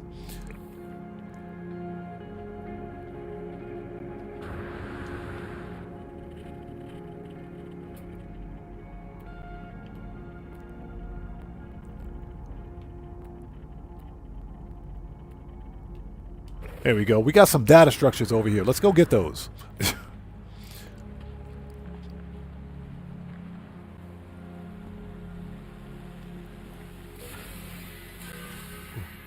Yeah, we'll take those. Thank you. Okay. So this is ugly Sentinel ship number 1 for today. This is a B-class Sentinel ship located at plus 49.90 and plus 65.22. This is the Euclid Galaxy. If you like this style of Sentinel ship, come get it. We're leaving. We're leaving. Medium Sentinel fighter, clipped wings. The clipped wings kill it. The clipped wings absolutely kill it for me. Clipped wings and bat wings, bladed wings. So, yeah. Definitely not worth it. The glyphs are in the lower left-hand corner of the screen. If you like this style of ship, there it is. We're going to yoink this ship and scrap it. Right after I get that shard. Thank you. Speaking of which, how many brains do we have in here?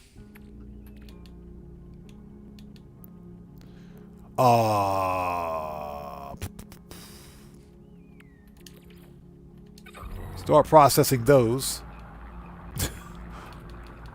So we can make some money. Why do I have 2 sets of brains, bro? Brains. Okay. That's funny. What do we got? Always check out the scrap. You can keep the mold. Okay, let's scrap this thing and go. Take the brain and the pugnium. Starship is out of range. Whatever. Technology repaired. So, Deborah says, of course it's metal fingers. Those fingers really like you. Yes, of course they're metal fingers. Why wouldn't they be? Now, this is interesting. This is interesting. This is a B class, but look at the supercharged slots. Now, I would argue that if the third supercharged slot is not on the top row, it's either here or here. This one could have 4 connected supercharged slots. But this thing is oogly. That's an ugly ship. Alright. Let's do this. Let's drop a save beacon. Save beacon. Just in case. Just in case. We do have glyphs and coordinates for this, but just in case. And let's make this save beacon red. Let's make it red. Just in case. This one could be a good one.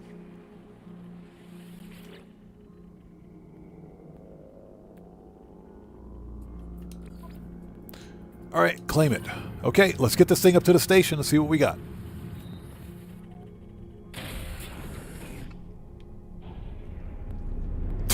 Yeah, exactly. Those metal fingers. Hey, I'll tell you guys what. The metal fingers... You know, it's not a bad-looking ship when it's in flight. But those clipped wings kill it. Anyways, the metal fingers during the Remnant Expedition are very, very good. They come in clutch. They're very helpful because they help clear that one milestone really quickly. The milestone where you have to, you got to farm 500 goods or 500 items with the Colossus laser. Get some metal fingers. You'll get that milestone knocked out really quickly. Marco DeLow, what's up, brother? How's it going? It's good to see you. Thanks for joining us, man. How are you? So Morris says, I don't play a whole lot of, what's that, never games? In fact, oh, you mean newer games. In fact, a lot of newer games doesn't make me excited to pay for live service. Nickel and diming to death. I'm in the poorhouse. Yeah, Morris, that's one of the reasons why I mentioned Crimson Desert. Crimson Desert's not live service. It's a single-player roguelike. Not really roguelike, but it's a single-player RPG. And I like single-player games and I like RPGs. And that's why it's got my attention. And not only that, but it's also a physical release. It's also releasing a physical copy on all platforms. So I'm probably going to get the physical copy for Xbox, but I'm going to wait until reviews are out once the game releases on the 19th. If it's really good, I'm going to buy it. I'll definitely buy it. We'll do a playthrough on my channel. We'll totally do a playthrough of it.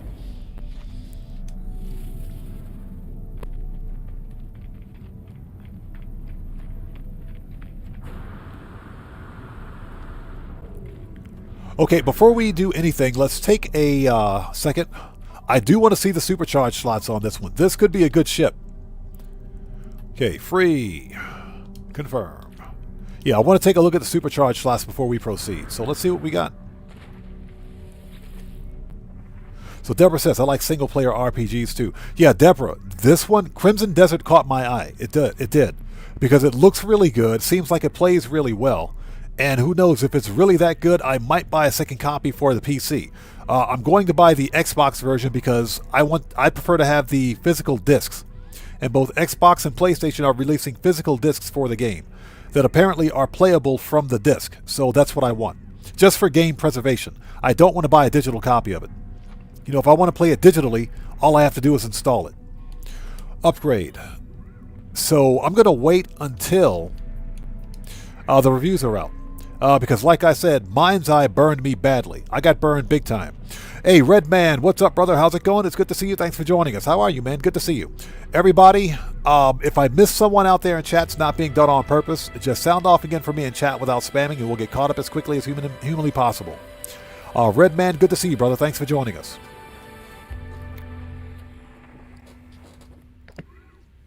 So Ozzy Bob says, I got Helldivers 2 on special last week. I died 6 times through the tutorial. I saw Helldivers 2, and I took a pass on it. And that's because Helldivers 2 is live service. It's an always online live service game with no story. So I'll pass on it. The only live service game I like is Grand Theft Auto Online. And that's because, guess what? Grand Theft Auto Online has Grand Theft Auto 5. Yeah, Helldivers 2, I'll take a hard pass on it. Again, I am not a fan of live service games that literally find ways to hyper monetize and just continually gouge the consumer. I'm pretty sure it's a good game, but this idea that I have to continually pay for microtransactions just to play a game is really asinine. I think that's what's ruining modern gaming. This push for live services and the lack of interest in a real story. Marco DeLo says, isn't Mind's Eye on PlayStation Plus this month? I'm not sure. I'm not on PlayStation, but I can't answer that. But I can say that I bought a copy of Mind's Eye on the Xbox. I am still pissed about it. Mind's Eye was the worst game of 2025. The worst.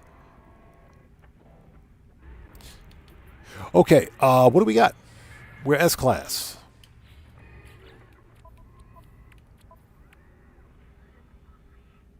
Okay, that's not bad. That's not bad. It's a 2+2. It's a 2+2, but they're really, really close together. They're really close together. That is not bad. Okay, interesting. All right. All right, let's scrap this thing.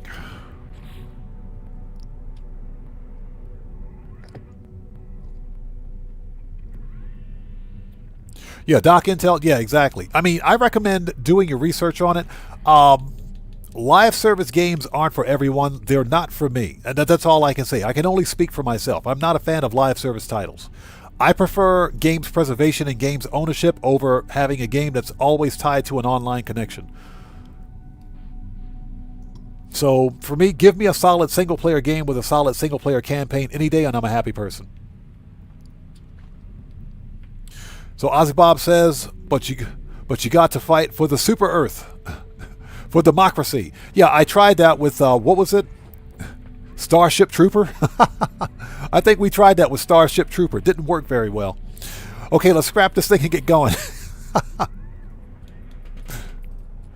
All right, we want to salvage.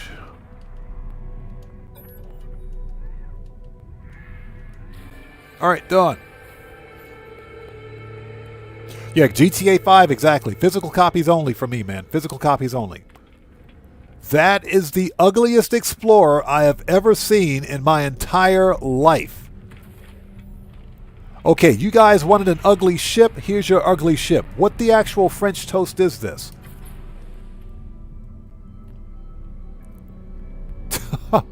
It's an Explorer with half a beer can. It's got half a beer can. What is this? That's an ugly ship. Okay, you wanted an ugly ship. There's your ugly ship. That is an ugly Explorer. Bro. So, Marco Lowe says, was that the game from Leslie Benzies? Yes. The development team Build a Rocket Boy. Worst game ever.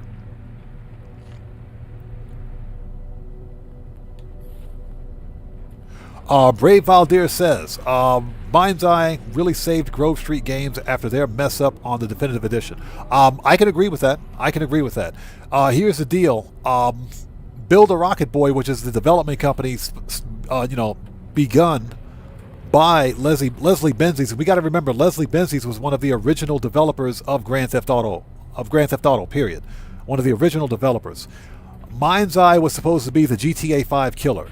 Mind's Eye ultimately ended up shooting itself in both feet with one bullet. The game was so bad. The game is trash. It's complete and total trash. Who makes an open world game where you can't steal cars? You know, what? So Ozzy Bob says that movie Starship Troopers held up well. It did. Yeah, Deborah, it drank the other beer can. That is the ugliest Explorer I've ever seen. Let's get the Daily Driver out here. Okay, save point. Before we do, we got to sell some stuff. Let's talk to the guy with the barrel nose fighter. Let's talk to him. We got to sell him some stuff. Okay, make a trade. Sell. If we can get the button on there, thank you. Okay, compressed indium scrap. Starship AI valves. Spool and nano cables. Okay, that's it. Good to go.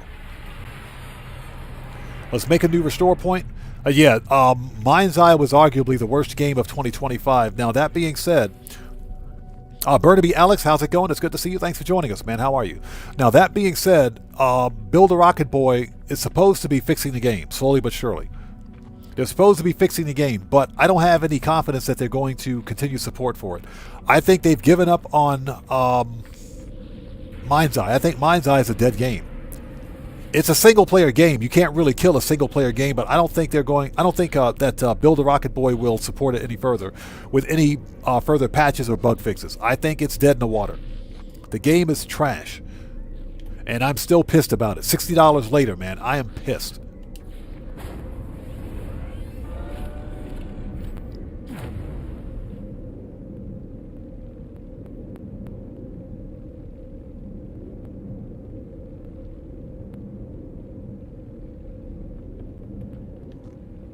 So what's that? You saw the 55 on the Radiant Pillar to designate an original ship. Never saw a 55 on that ship in the anomaly.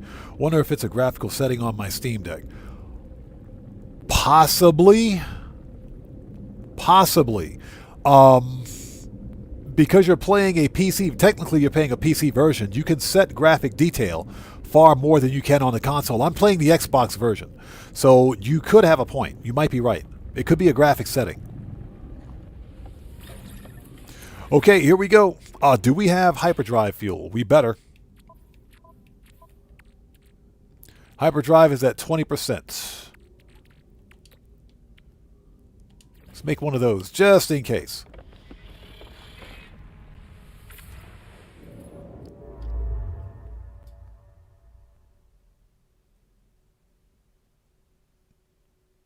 Okay, we want...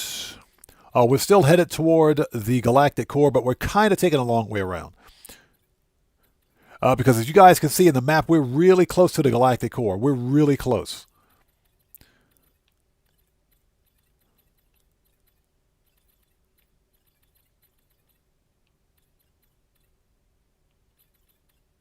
Okay, that was an abandoned dissonant system. Excuse me, abandoned dissonant system. Can't speak today.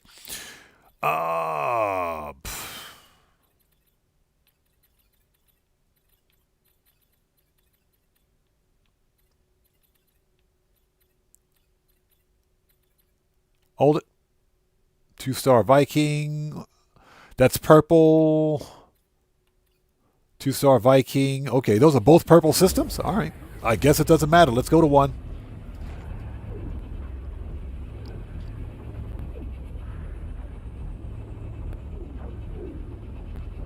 And hope you guys are all doing well. Thank you guys for stopping by today. We're hunting for ugly ships. So far, we're 1 for 1. 1 for 1.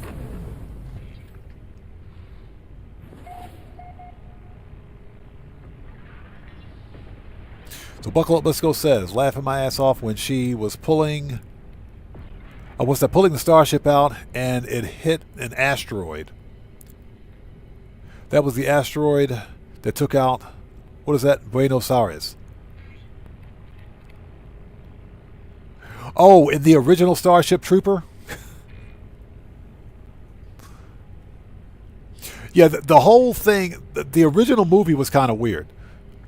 And that's because nothing, unless you read the books and the novels, you'll never understand exactly why mankind was at war with the bugs in the first place.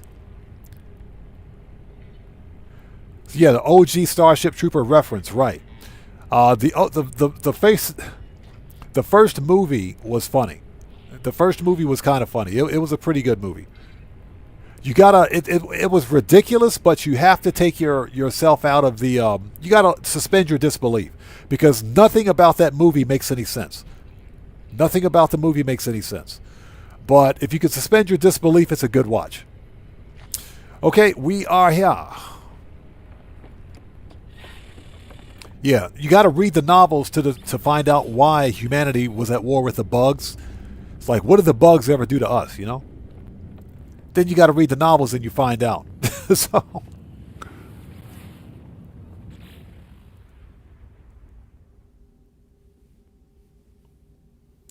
Trucker Nick says, then Helldivers took Starship Troopers intro, and if it would, what's that? And if it was great, what is that? And it was great. Oh, okay. Yeah, I never played Helldivers 2. What do we got? 16 Fauna, mark it.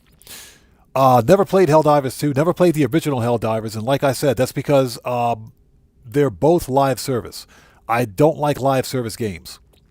You know, I want a game with a solid single-player campaign, and of course, if it can be played with multiplayer, then we can play multiplayer, but I would prefer to have a game with a good single-player story first. Something with replayability.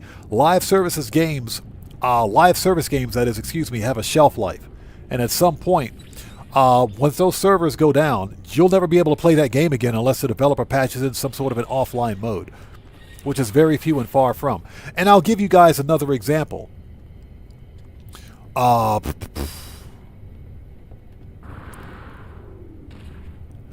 is the name of that game that just recently... Hold on a second. I can find out. Give me 1 sec, because my brain is broken right now. Let's go to Twitter. Wildlight Entertainment. Highguard. Wildlight Entertainment, which is a developer for Highguard, they're shutting that game down next week. Yeah, Highguard Entertainment was that free-to-play live service looter shooter type game, hero shooter type game actually, that the development studio, they're shutting it down next week. They're shutting the game down next week. And the reason they're shutting it down is because at the Game Awards it was hyped up as the next best thing. Yeah, literally the next best thing in terms of hero shooters. And it bombed badly. Yeah, it bombed badly. So, unfortunately, the player numbers weren't sustainable to the point where they could pay for, to keep the game running. So, as a result, because the game performed so badly, and it's not an insurmountably bad game. The game can be fun, I guess. But it's a live service game. It's also free to play. Okay, which means it relies on microtransactions to keep the servers running. Without those microtransactions, they got to shut the servers down. So ultimately what's happening now, Highguard is shutting down on the 19th, I think, of this month. I think it shuts down next week. And that is unfortunate. And one more video game that we'll never ever get to play again because, number one, the developer felt it necessary to make a live service title. They should have made it single player with multiplayer. In the game, we can clearly see, if you look at some of the playthroughs or some of the gameplay, you can clearly see the game has single player elements to it. They could have made it a single player title with multiplayer capability and gave it a story, and the game would have been fine. And they could have made money on it if they had made it a standard retail title. But instead, they made it a free-to-play live service game that nobody really played. They played it, and they fell off. So guess what? Now that game is going to the digital dustbin. The digital dust bin, excuse me. We'll never get to play it again. Once it goes offline, it's gone for good, man. So that's why I don't like live service titles, because that can happen. Even if it is a free-to-play game. I remember I responded to a Twitter post when the developer made the decision to shut the game down later this month. I made a Twitter post saying, hey, don't kill this game. I told people on that post, I said, if you guys haven't done so, download the Highguard client to your PCs and consoles now. Because once the game is delisted, you'll never be able to access it again. Even after they shut down the servers, there's a chance that either a fan-made project or even the developer may patch in an offline mode. That way the game won't die. Because as it stands right now, once the game is shut down, it's gone for good. So I downloaded the client on my PC and on my console, just in case. Okay, next. Angry rant out of the way, by the way. Not really an angry rant. I'm just saying I'm not really a fan of live service titles, that's all. And for the reasons I just explained, once the developers shut down those servers or end support for the game has gone to history. It's gone for good. So Trucker Nick says, Helldivers 2 devs always update and thank goodness for small favors. Yeah, as long as they keep the game up to date. Now, Helldivers 2 is an extremely popular game, too. It is a popular title. I just don't like live service online games. For me, Grand Theft Auto Online is the exception, but it's not the rule. Birdie Alex says, I remember when GameSpy shut down and so many games were unplayable. Yes, exactly. Unplayable, just completely dead, man.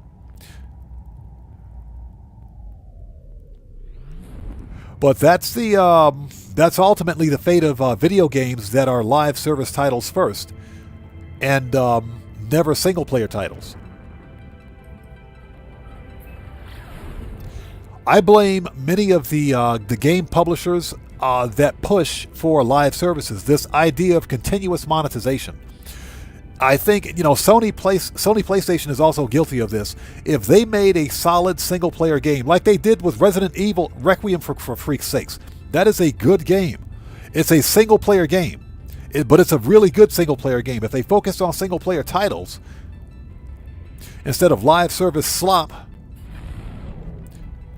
I think that a game like High Guard would have survived. I really do think that if it were a single-player shooter or a single-player roguelike shooter with multiplayer, it would have survived. I think the game would have survived. Okay, people, here we go. Here we go. Ugly ship number 2. What do we got? And it's a poisonous planet. What is this? This planet sucks. I'm calling it, people. Ugly ship. I'm calling it. We got an ugly ship. What do we got?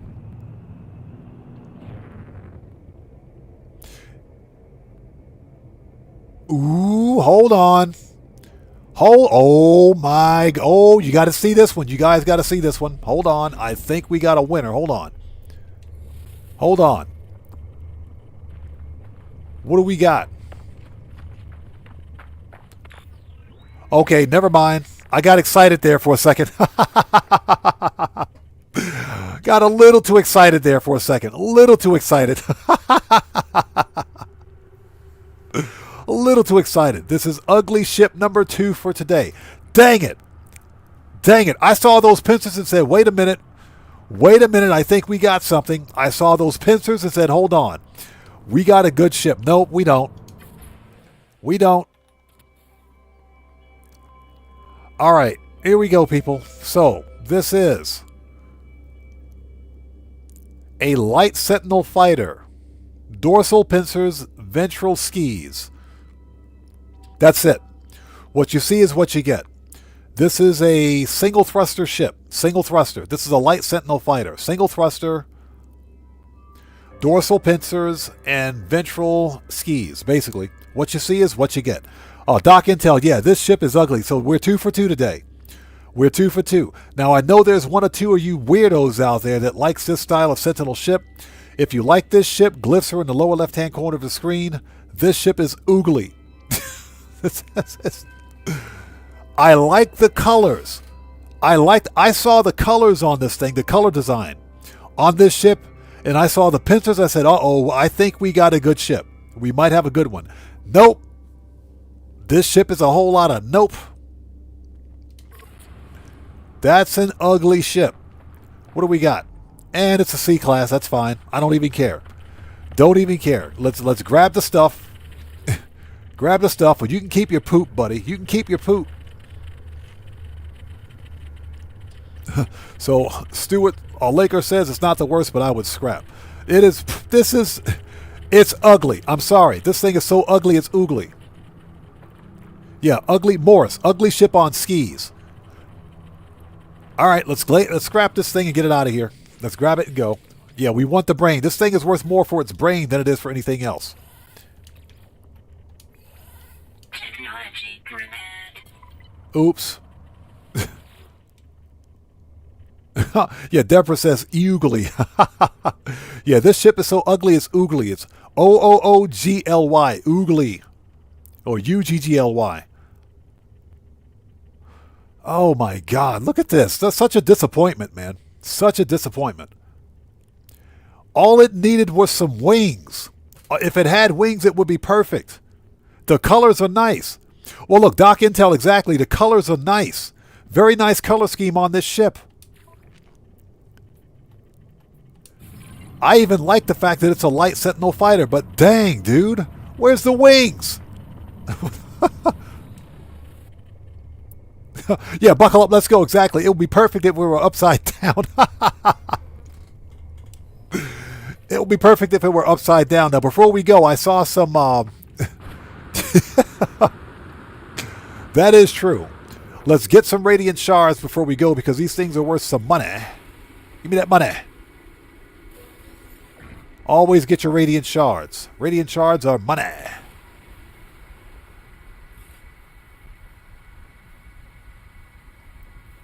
Always get your radiant shards.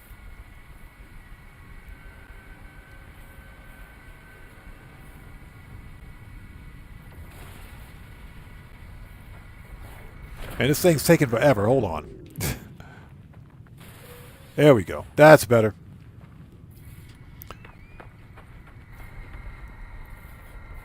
Yeah, that ship is so ugly it's oogly. I'm sorry. That's an ugly ship. Okay, let's get it out of here.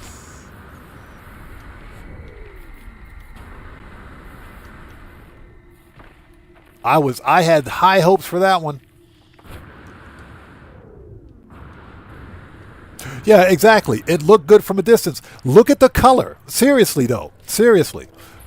Seriously, look at the color scheme on this ship. Those colors pop, man. Those colors absolutely pop.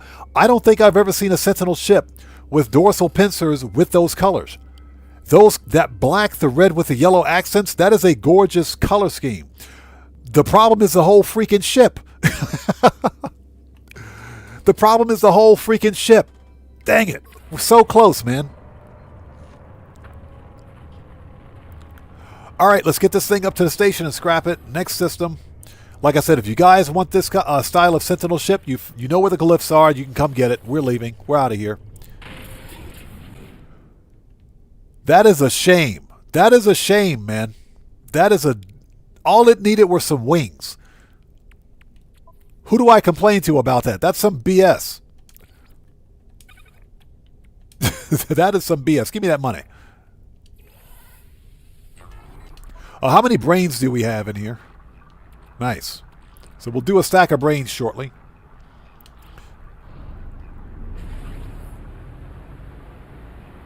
That is an ugly Sentinel ship. So Deborah says, I see a little yellow. Not bad. Most of the yellow, heck no. Yeah, the yellow accents on this ship are really nice. They're really nice. They are really nice. But this, what a disaster. Bro, I am legit pissed about this one. So we're 2 for 2. We are 2 for 2 for ugly ships. 2 for 2. I was so hopeful, man. We were so close. We were so close. That's what she said. I like the idea that it's a light Sentinel fighter. I think light Sentinel fighters are really cool. My problem is the rest of the ship. Oh my gosh. So close, man.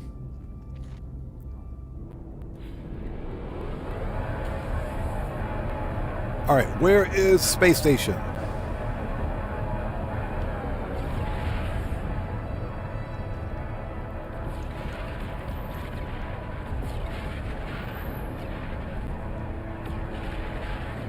So Burnaby Alex says, I'm okay with the flea ships, which is just the cockpit and the landing gear. Oh, you're talking about the key fobs. Yeah. Hey, there's nothing wrong with a good key fob.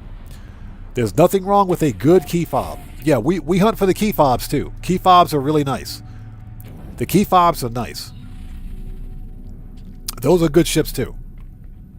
Still on the hunt for an S-class key fob, though. I haven't found one yet. Okay, what do we got?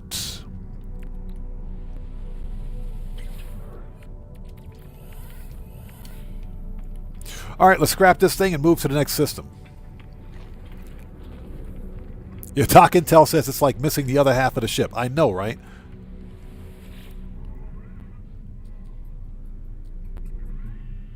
Yeah, Jet Black says if you got the windows black so nobody sees you, yeah, you need to have tinted windows. This thing is embarrassing. Was that Odd Man ship? Nope. Nope, wasn't me. Wasn't me. Nope. That wasn't me. That was somebody else. That was Professor Cynical. That wasn't me flying. That was Professor Cynical. That was the Game Hub. They were flying it. That was the Game Hub. That wasn't me. Just for clarity, I love those guys. I love Professor Cynical and I love the Game Hub. Those guys are awesome. So, okay, let's scrap 22 mil.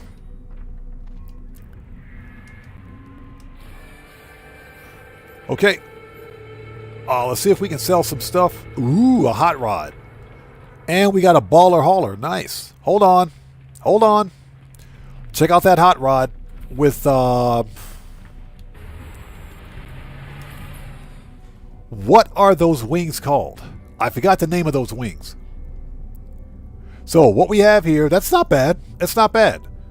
It's got gull wings on it. Triple thruster, gull wing hot rod, red and blue paint job. Not bad. That's pretty cool. So if you want this one, there are the glyphs, lower left-hand corner of the screen. That's a good-looking hot rod. I like that one. Not bad.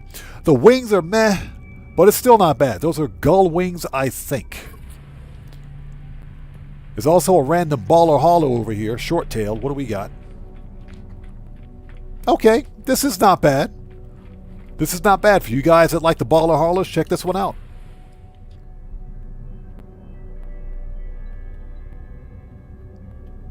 That's actually pretty cool. That's actually pretty cool. I like the green and yellow. I like the green and yellow on this one. So this is a short tail baller hauler. Short tail hauler. It's not a stubby. The stubbies are ugly. Stubbies are ugly. I do like the short tail on this one in the standard cockpit. This is very nice, man. I like this one. Very nice. So it's got the green with yellow accents and chrome. It's got some chrome on there too. This is a good looking hauler. Very nice. This is a C-class, whatever. Not bad. So we know where to find it.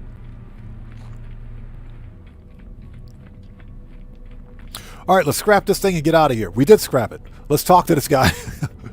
Let's talk to this guy and get out of here.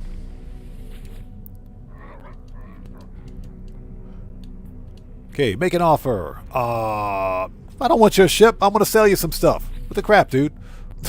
I don't want your ship. Sell. Compressed indium scrap. AI valves. Recycled circuitry. Spool of nano cables. All right, perfect.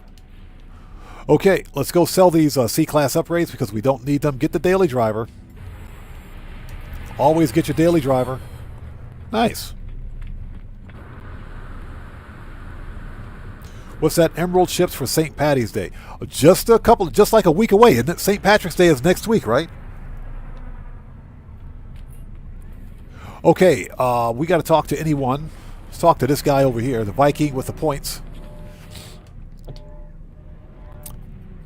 And the really weird beard. Okay. Purchase and sell. Sell that. Sell that. Always keep your S-Class upgrades.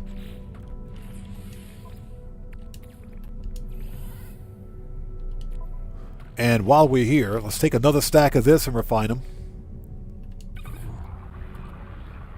Radiant shards are really good nanites. Really good nanites, by the way. All right, let's make a new restore point. Let's get back to the freighter. And thank you guys for sticking with us. If you haven't done so, please hit that like button. Helps out the channel a ton. So Doc Intel says, yep, 17th. Yep. Looking forward to it.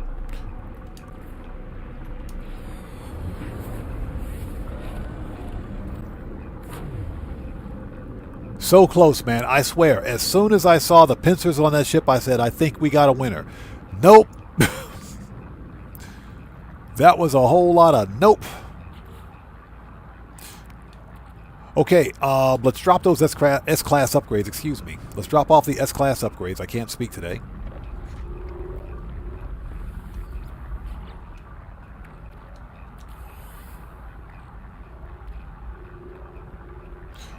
We got 20 of those. Give me that back. Hold on.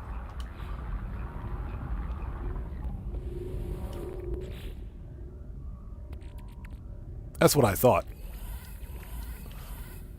All right. Okay, we're good. We're good. The hyperdrive is out, so let's recharge it.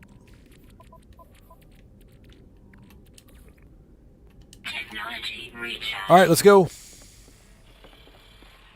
Deborah, no, didn't send the freighters back out. I'll send the freighters out after the live stream because I want to focus specifically on hunting for Sentinel ships or hunting for just ships in general. Yeah, I don't want to get sidetracked too much today. But I'll send the freighters out after stream. Okay, Galaxy Core is there. We are going this way. Hold it. Hold it. That's a 1-star Corvax. It is a yellow star system. It's a 1-star Corvax. Okay, you know what? Let's go. Let's go to it. Let's go. No high hopes for this one. So far, we're 2-0. 2 ugly ships. We found 2 ugly ships. So, we're, can we get 3? Can we go 3 for 3? We'll find out. Tune in for the next episode of Dragon Ball Z. DJ Bones, what's up, brother? How's it going? It's good to see you, man. Thanks for stopping by today.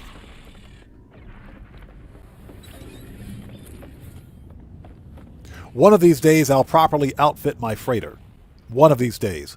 Okay, upload. What do we got? Boiling. Tropical. Ooh, tropical. And cloudy.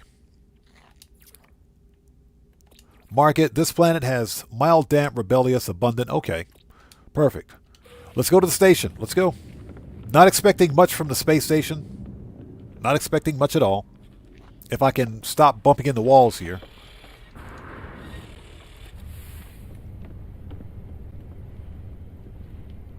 There we go. Daily driver, please. Thank you. Yeah, 1-star system. Probably going to be a pretty ugly ship. But it'll be just our luck. It'll be the perfect freaking Sentinel ship ever. The most perfect Sentinel ship ever in a 1-star system. As we crash into the station. Ozzy Bob says, laugh out loud. I'm watching the Dragon Ball Z series at the moment. I'm on Dragon Ball Super Series 3. I stopped watching Dragon Ball after Dragon Ball GT. Yeah, I stopped watching Dragon Ball after Dragon Ball GT, and that's just because it just got ridiculous. In true Japanese anime manner or fashion, it just got super ridiculous after that, so I just stopped watching it. Okay, what do we got for multi-tools? We might have a cool alien multi-tool up here. Nope, it's an ugly one.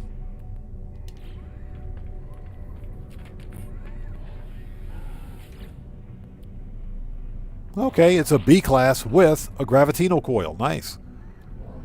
With a built-in gravitino coil.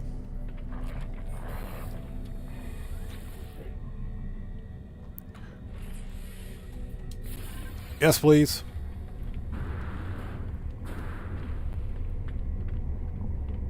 Dragon Ball GT had furries. It did. It did. Let's make a restore point. All right, here we go.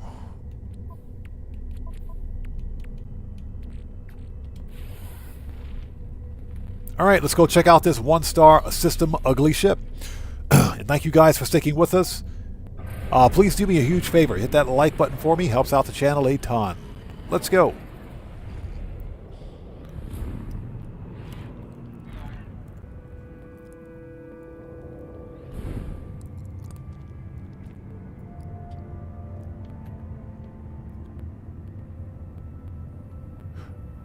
All right, it's behind the space station.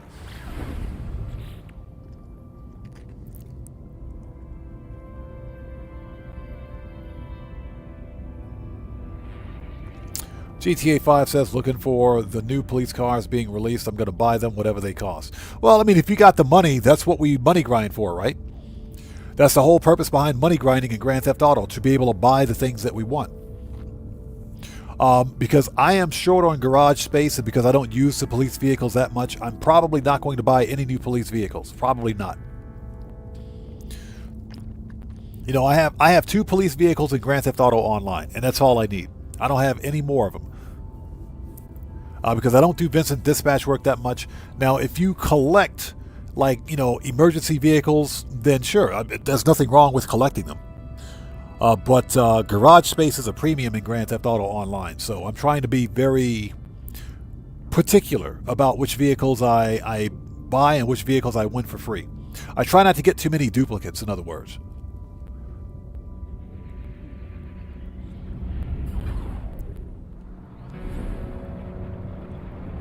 So I think the police vehicles will release next week. I think they're going to release next week. Nothing really in particular except for the St. Patrick's Day event for next week. That's going to be in Grand Theft Auto Online. Beyond that,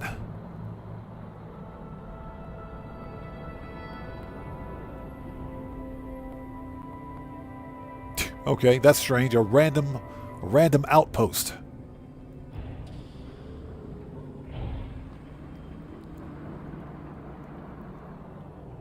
All right, what do we got? I can't see it. Oh, it's orange.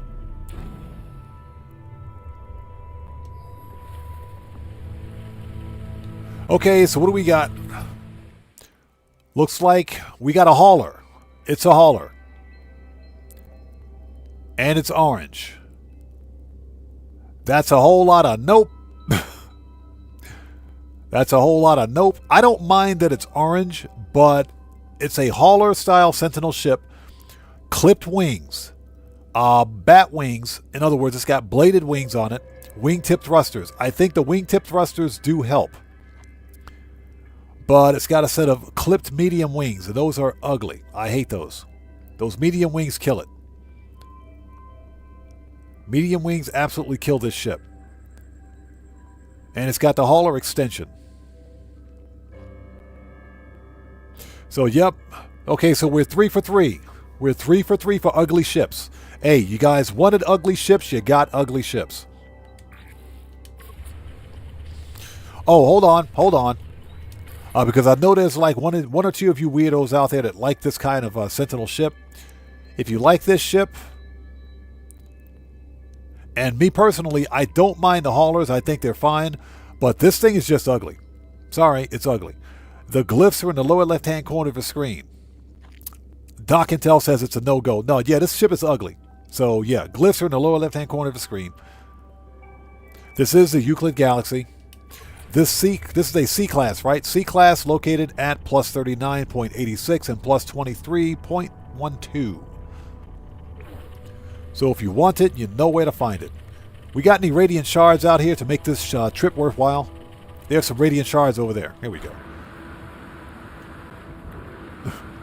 We got to make this trip worthwhile. Give me them shards. Give me that money.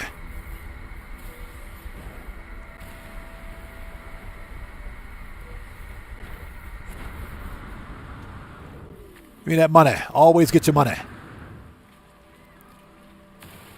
Yeah, 10 radiant shards refined to 500 nanites. So, yes, please. Ouch. Get wrecked.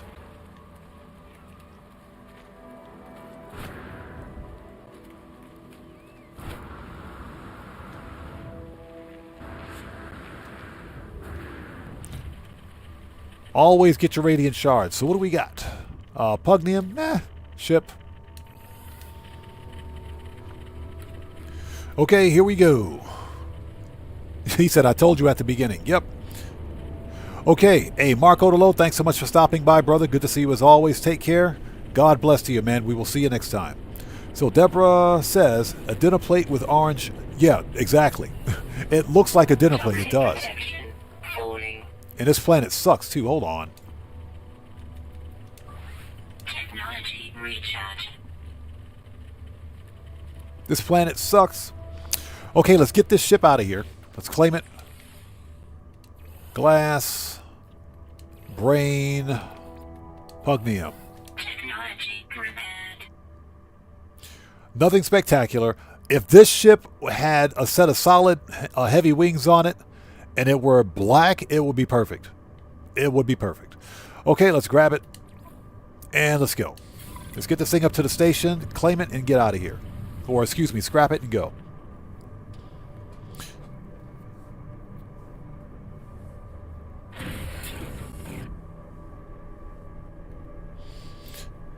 So Burnaby Alex says, since discovering the Wonder Projector for Corvette decorating, I keep an eye out for glowing and smoking plants and animals. Nice. Yeah, so you guys are better at building than I am. I don't do a great deal of building in No Man's Sky. I think as far as Corvettes are concerned, I've built 2 Corvettes. And the Corvettes that I've built, I've actually put videos up on my channel for. One of them, both Corvettes, as a matter of fact, are based on ships from the Elite Dangerous universe.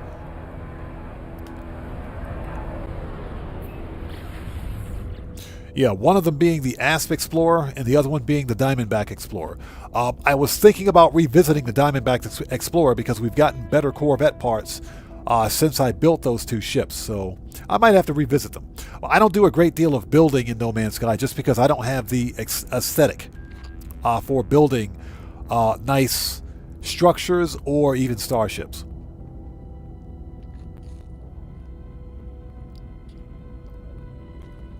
Yeah, I agree with that. If you're building anything in No Man's Sky, you have to turn on creative or you got to turn crafting and purchases to free.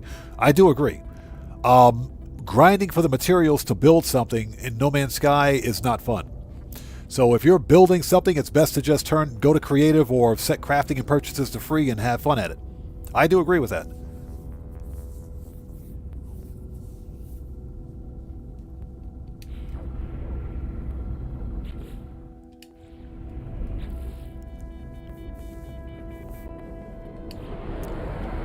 Okay, we're here. Yeah, that's a shame. That is a shame. Too bad. Again, I don't have a problem with hauler-style Sentinel ships. I think they're fine. I do think they're fine. This one is ugly. The clipped medium wings kill it. That absolutely kills this ship. This thing is ugly. So, ready for the scrap heap. I am curious. I do want to see what the supercharged slots are. So, let's see here. Do want to check out the supercharged slots on this one. So let's set purchases to free, apply, let's go. Let's check it out. Let's upgrade it really quickly and see what we got. So what's that? Too bad you can't gravitino coil these ships. I think Hello Games was going for something a bit more realistic. Not real. I mean, realistic in a sense that your gravitino coil being a portable, a portable multi-tool device, shouldn't be able to pick up an object that's as big as a starship. And I think they were trying to maintain a certain level of realism with the gravitino coil or gravity physics, if you will, in the game. Because it doesn't really make pass the common sense test for a small traveler with a handheld weapon or tool to be able to pull an entire starship. So I think it would work the other way around. If you could like lock onto a ship with a gravitino coil and pull yourself to the ship, that would make more sense. Oh, get out of here. My batteries are not low. Shut up, game. Hold on a sec. There we go. My batteries are not low. Yeah, exactly. Just like Luke Skywalker. Yeah, that's right. We got to yoink. Hold on. Good point. We got to yoink the rocket launcher. There we go. Good point. Give me that money. Because the condensed carbon and the copper are both a farm too. There we go. Let's upgrade this thing and see what we got. Just out of curiosity. Upgrade.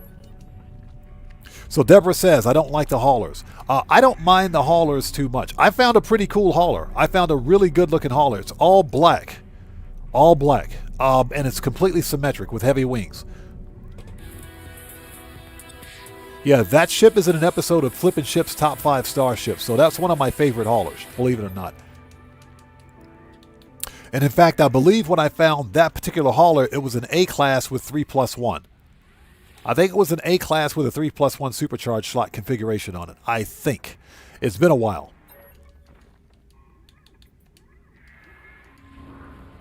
But I don't really have a problem with the hauler-style ships. Oh, heck no. Yeah, this thing's all over the place. Scrap it. Scrap it. It's all over the place. That's a whole lot of nope. Scrap it. Oh, that is true. The haulers have a lot of storage slots, and yeah, that makes more money. They sell for more money that way. And you're more likely to get storage augmentations as well. Okay, begin salvage.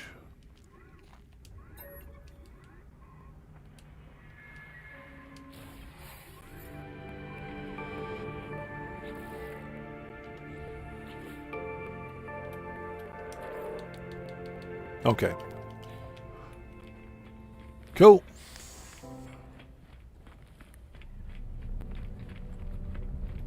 Okay, let's call the daily driver. Yes, please. Let's sell some stuff to this guy and get going. Next ship or next system. The Korvax with a really nice helmet. Very nice helmet, buddy. That dude's got a really nice helmet. Units received. And spool of nano cables. Is that it? Received.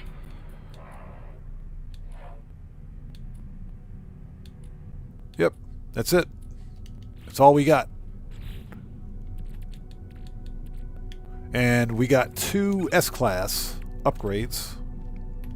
This is a good way to farm S-Class upgrades, by the way. Even though it was a C-Class, we upgraded it, so yeah. Give me them nanites. Give me that money.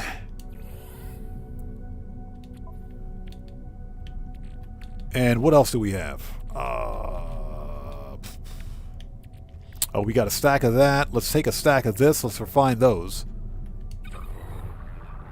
Stack of inverted mirrors, and we almost have a stack of brains to do. Okay, perfect. Making that money.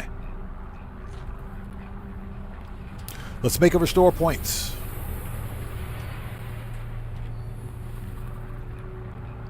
Okay, next system. So Doc Intel says, I love the high gloss all black. Yeah, I do too. Those are pretty cool ships. If you can find them. They're very difficult to find though.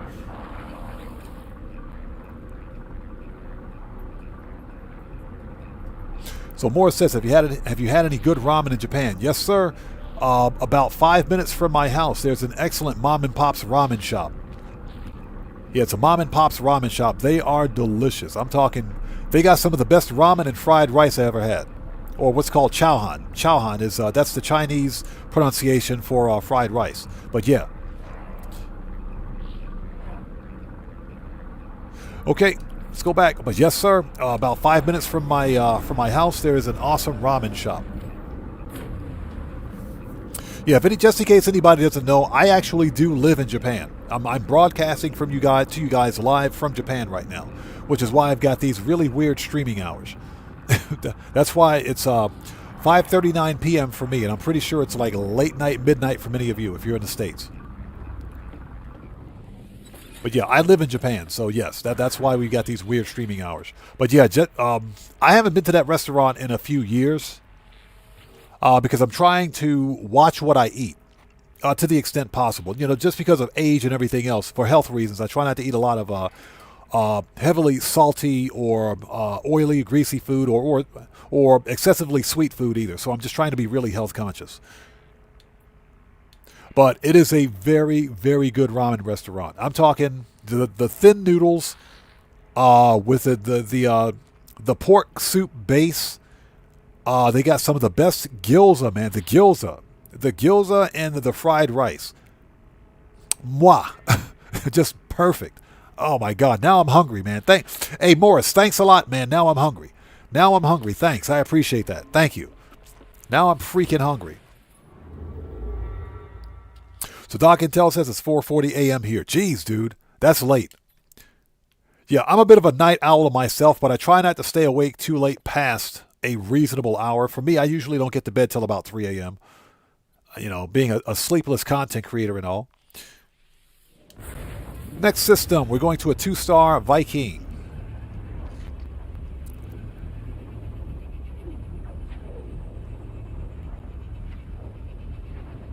But yeah, Morris, to answer your question, there is a ramen shop like 5 minutes from the house, man. They got the best gyoza, the best fried rice, and the best ramen I've ever had.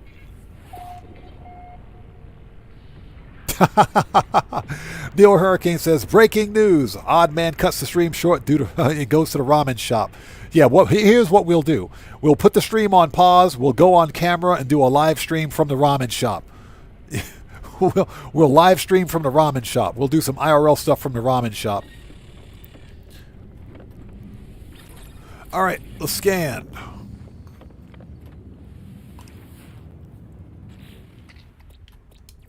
Okay, what do we got? Isotopic. Got Deathly Green Anomaly. Sounds like fun. Doomed Jade Planet. Ooh. Doomed Jade Planet. Lifeless Scalding. So we got a hot planet. 14 fauna. Let's mark it. And Vile Planet. Aggressive Sentinels. We should probably beat up on some Sentinels today. He said, face reveal in the ramen shop. Birdie Alex says, mukbang slurping. Yep. I hate mukbang. I hate it. Doc Intel says, I enjoyed living in Japan. Japan is definitely an experience. And here's the deal. If you got a good head on your shoulder, because the one thing that the Japanese culture emphasizes is respect. If you got a good head on your shoulders, you have a good head on your shoulders and you're not doing something stupid like Johnny Somali, the idiot that he is, then you'll have a good time. It is just that simple. That idiot Johnny Somali, what a moron. Yeah, he's that stupid IRL kick streamer he's still in Korea. He's still in Korea getting his butt kicked. He literally goes out in Korea and gets his butt kicked just for views and clicks. I'm not going to go too much into detail, but I can't stand IRL kick streamers, man.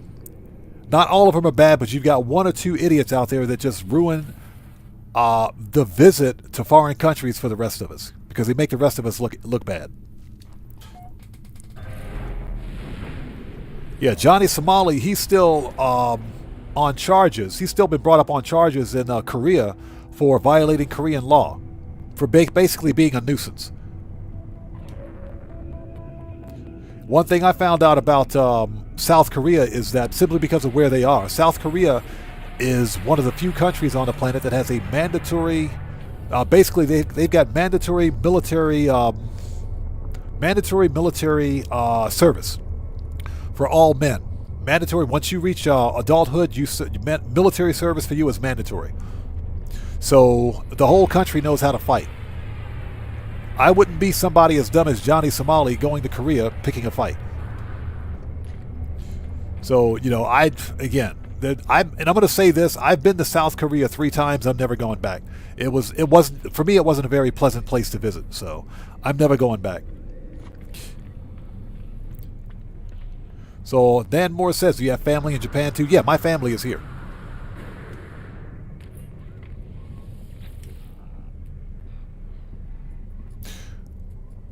Okay, it's an A class. A class, that's not bad. That is not bad. A class. Okay. With a Blaze Javelin. Okay, let's get a quick look at this. We are, for this A class, 2 connected supercharged slots, glyphs are in the lower left-hand corner of the screen. This is a Euclid Galaxy.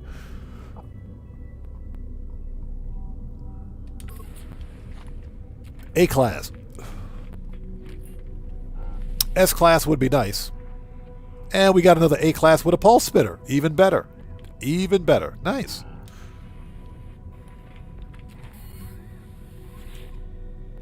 I don't want to talk to you. Get out of here. I think I'm maxed out on exosuit space. Yep, I am. We can't get another exosuit slot. Dang it. We're maxed out. Okay. We got to stop hoarding all this stuff.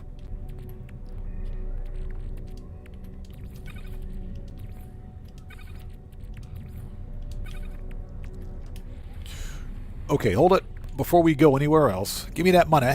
We'll take that, thank you. All right, we are ready. Hey, Dan Red, what's up, brother? How's it going, man? It's good to see you. Thanks for stopping by today. How goes it, brother? Good to see you. Everybody, Dan Red is a fellow content creator. If you guys haven't done so, please go to his channel, check him out. Blow that man up. He does work on YouTube and Twitch. So go show that man some love. Dan Red, it's good to see you as always, man. Everyone, or Dan Red, I should say, if you would like to post links to your respective channels in chat, since you're a mod here, you may do so. Let's go. Okay, I'm calling it. I'm calling it. Ugly ship number 4. Ugly ship number 4. I'm calling it right now. Ugly ship number 4. Hold on a minute. Is that stupid frigate still damaged? I thought I fixed this thing.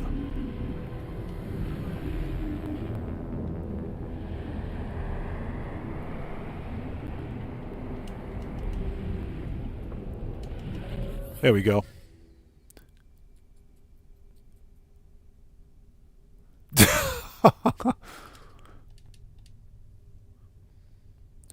Inspect damage. Mark damage components. I thought I fixed this stupid ship. Where's it at? What's broken on this stupid frigate?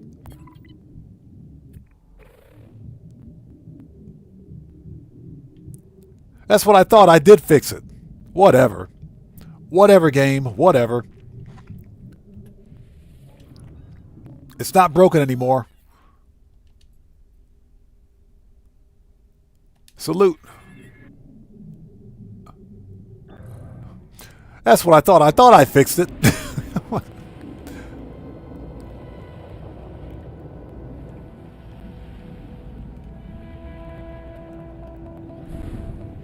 All right. Exactly. Dan Morris, all ships have been oogly.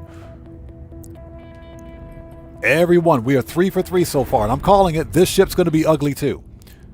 This one's going to be ugly too. I'm calling it right now. Ugly ship number 4 coming up. I'm calling it right now.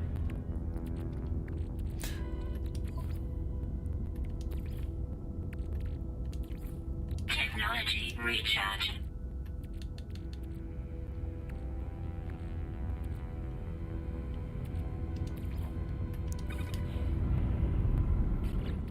As we fly halfway across the galaxy. So Neo Hurricane says the next one's going to be perfect. Oh, probably. This is a 2-star Viking system, so there's a 1% chance of finding an S-Class.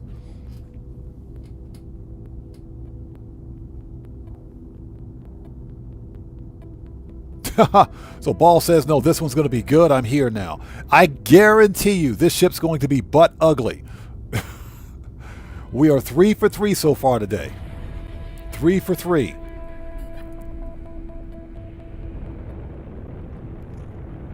And of course it's nighttime.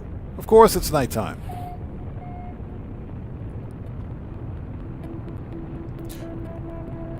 Yeah, Ozzy Bob, the captain was trolling us big time.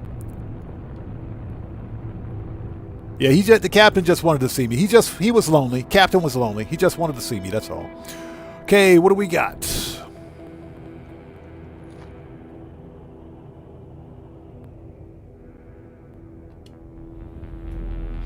Four for 4. We're 4 for 4. It's 4 for 4.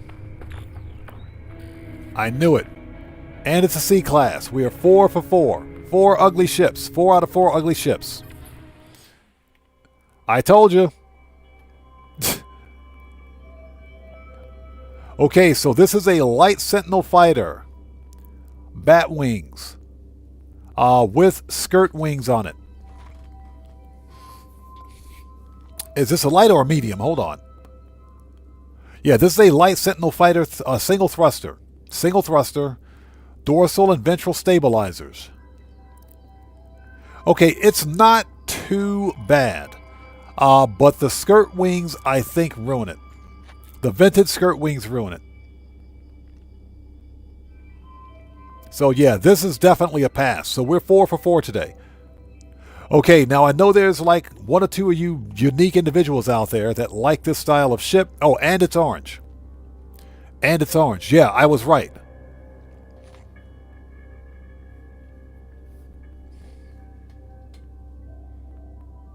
So yeah, if you like this style of Sentinel ship, glyphs are in the lower left-hand corner of the screen. This is the Euclid Galaxy. This is a C class located at minus 76.82 and minus 63.07. This ship is a whole lot of nope. Anything else good on this rock? Anything else? Ancient data structures. Oh yeah, where? Let's go grab those. Let's grab those.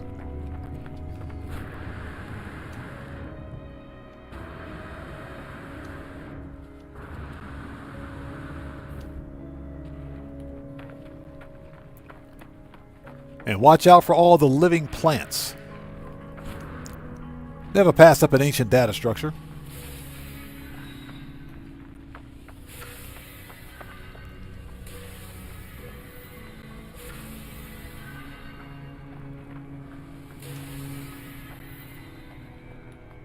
All right, let's go back. What a disappointment.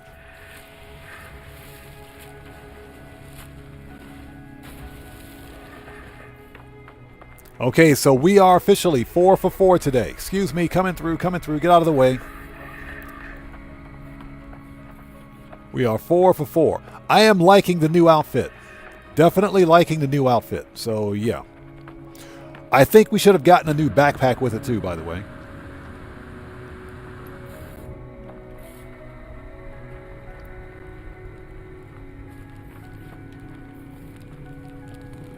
All right. Thermal protection falling. Thermal. Technology recharge. Before we claim that ship, I thought I saw...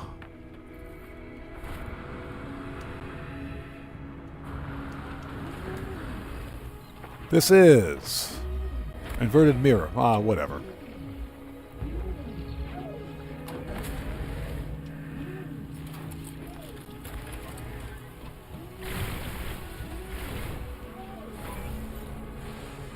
We'll take that. We'll take that. We'll take your inverted mirror.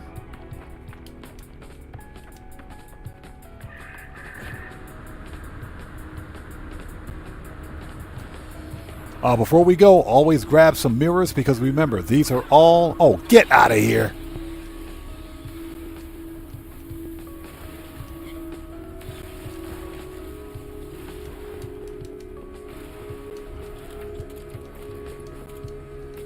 There we go. Recharge. Thank you. All right. Get wrecked.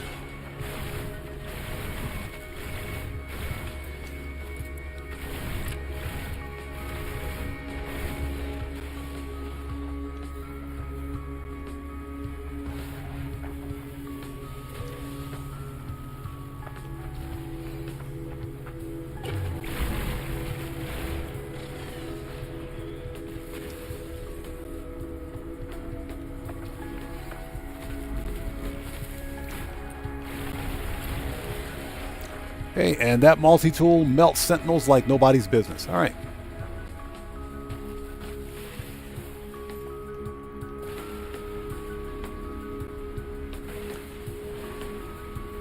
Yeah, I see we got a straggler over there. We'll take care of him in just a minute. Where's he at? Oh, he's up there. Hold on.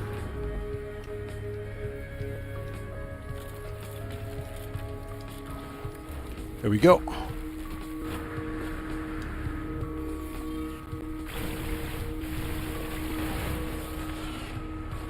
All right, we're good.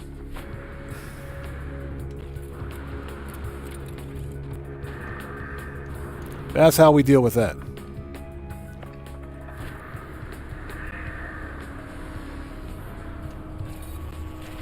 Hey, Doc Intel, that's why I got this multi-tool.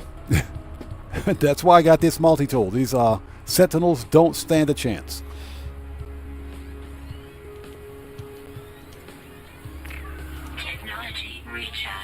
Man, who invited you? Get out of here.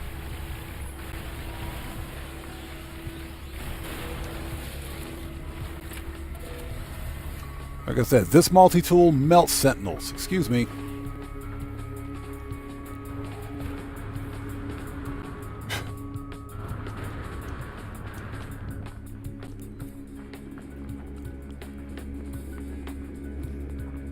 All because I stole their inverted mirror. These guys are so butthurt. And what is that all about?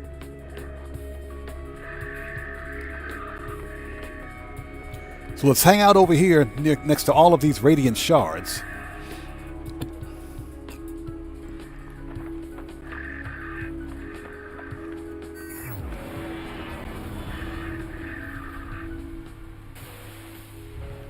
Like I said, that's why I got this multi-tool. This thing erects sentinels like nobody's business.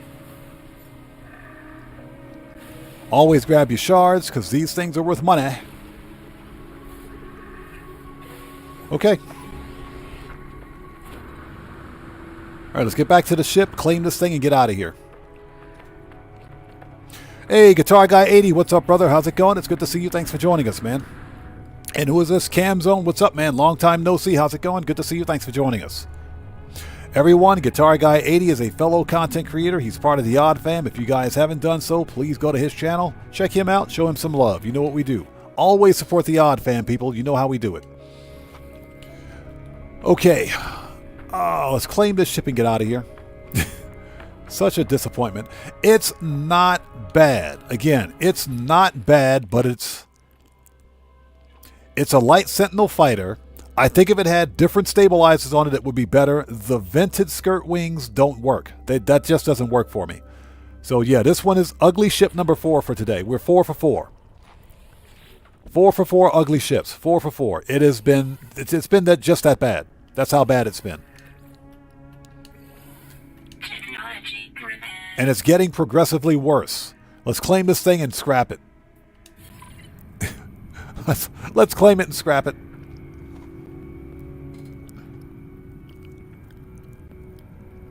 What's that? Deborah says those Sentinels are Odd Man's fans. They wanted a laser graph. Is that what it is? A laser graph.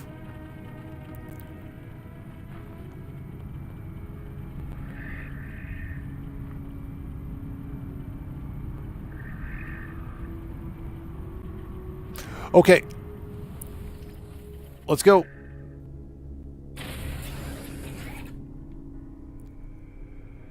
Yeah, the skirt wings ruin it. Skirt wings completely ruined this one.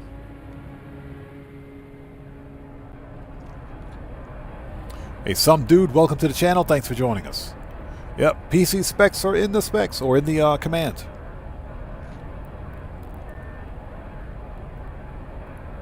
Yeah, once I get a little bit of extra money, I'm still trying to find a replacement graphics card for my older system because I want to rebuild. Rebuild. When I say rebuild, I mean update that system, because right now it is it's a Ryzen 7 1700X first gen Ryzen. That system, the CPU released in 2017, 2018, so it's almost a decade old. But that system needs to be rebuilt. That system needs to get rebuilt. So a new graphics card. I got a replacement CPU already. RAM is out of the question because RAM prices are way too expensive. Although it is DDR4, so it's not as bad, but it's still pretty expensive. I already have the case. I got a brand new Corsair 4000D Airflow case, all black. My next build is going to be all black.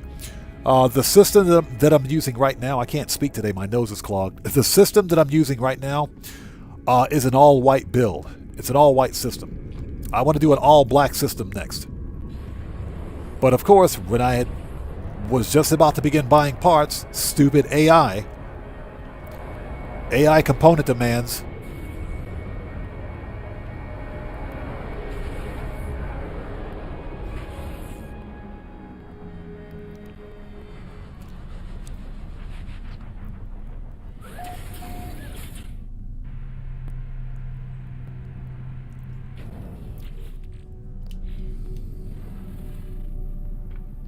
Okay, let's scrap this thing and get going. That's not what I wanted to do, but okay. Scrap it.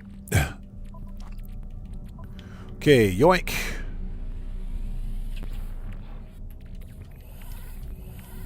Yeah, the vented skirt wings kill it. That ruins the ship for me. So yeah, we're going to scrap this thing and get out of here.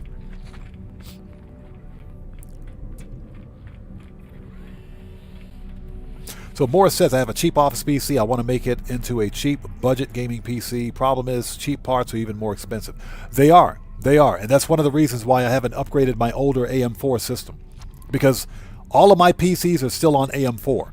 They're not AM5. And AM5 costs too much. It's ridiculously expensive. You don't really need an AM5 PC or an AM5 system PC, if you're on AMD, that is, to get the best gaming experience. You don't need all that. But because of the demands for artificial intelligence data center parts and components, that artificially drives up the price of consumer-grade components, which we have nothing to do with that. All the money right now is with the AI data centers. And it's all speculation anyways, because those AI data centers aren't even, they're not even in operation yet. They're not even in operation. That's for future expandability. That's what they've done. And it's a bunch of BS. Don't even get me started on that one, man. Don't even get me started. I am super pissed about that. You know you're in a really precarious situation when a base model graphics card, when an entry-level graphics card costs you $500 freaking dollars. There is something wrong with the market. I am not happy. Ooh, ugly needle nose. Hold on for a sec. Let's check this ship out. This is part of the ship hunt, by the way, too. So we have a needle nose fighter, single thruster. We've got bow tie wings, but I can't remember the name of those wings. I'll have to do some research on that, but it is blue and white with chrome accents. I don't like the needle nose cockpit, but I know some people do. If you like this style of ship, glycer in the lower left-hand corner of the screen. All right, let's sell this dude some stuff. Yeah, jet black, exactly. No cargo space. Okay, offer to trade. The Viking with the really bad mask. Sell. Units received. Recycle circuitry. Received. Subatomic regulators. Received. Nano cables. Units received.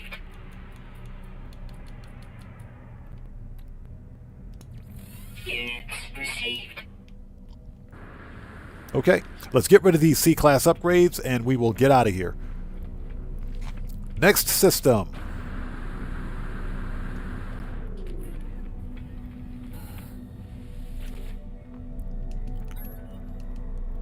Pitiful interloper, grah! Freaking, the Viking are ridiculous, I swear. Get rid of that. And we can sell those too and make some more money.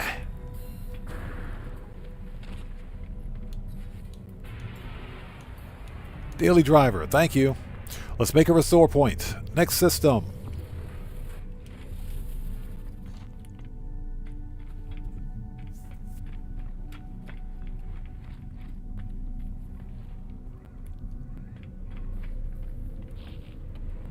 Oh, there we go. Yeah, I'm reading chat and trying to walk at the same time. Don't walk and read chat at the same time. You'll fail miserably.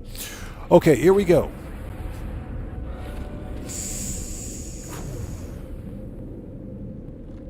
Doc Intel says, yeah, that is what increased the prices. Now, Seagate is totally dedicated to AI, and Western Digital is the only commercial company trying to supply us. I know, right?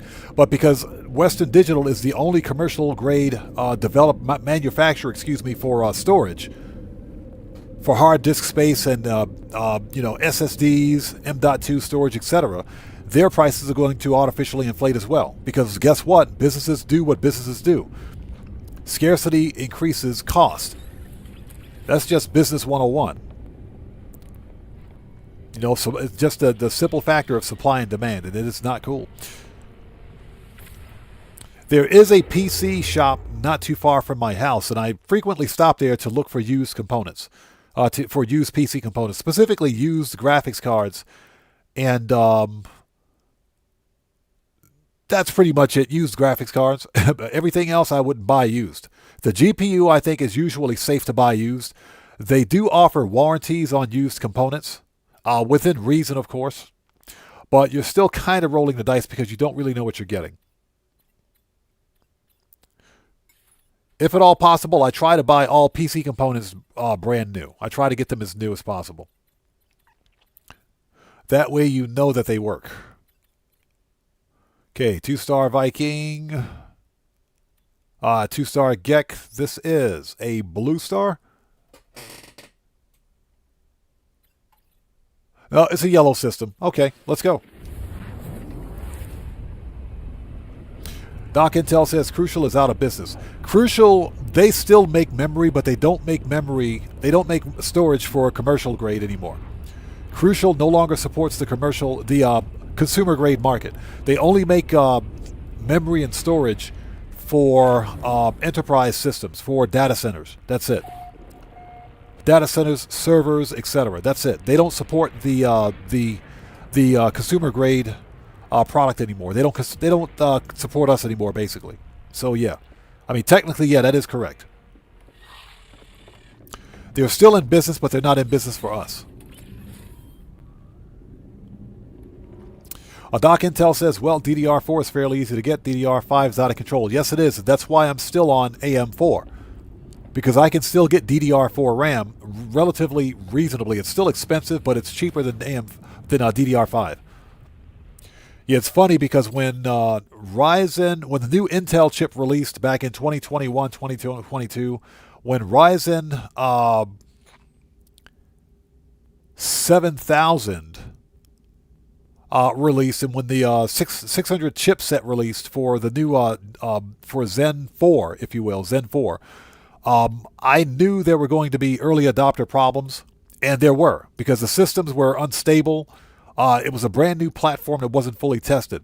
But with Ryzen 9000, the systems are remarkably better. However, now prices are very expensive, and nobody can afford to buy the components. Markets.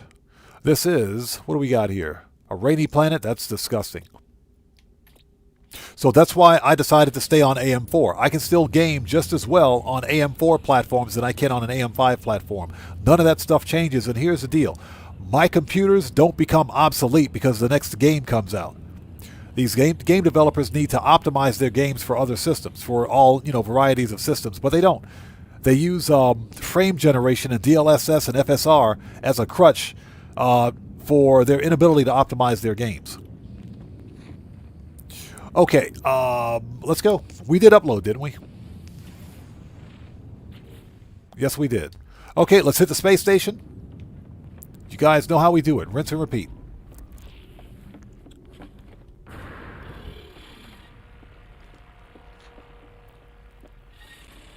So I am slowly but surely going to rebuild my older system.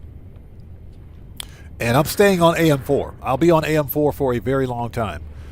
There's no telling as to when this this AI bubble is going to burst, unfortunately.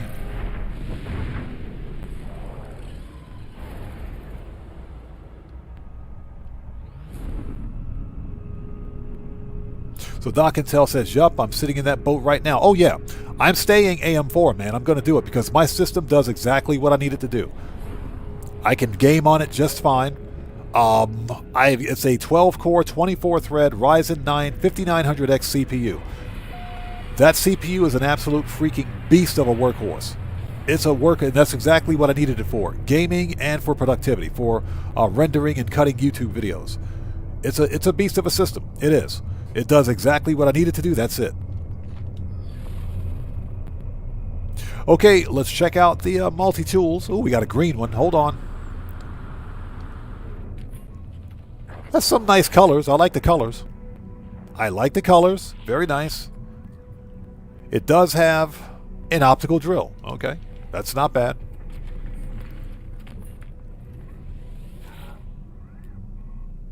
Of course, the ugly pistol is an A-class, right? Of course it is. Of course the ugly pistol is an A-class.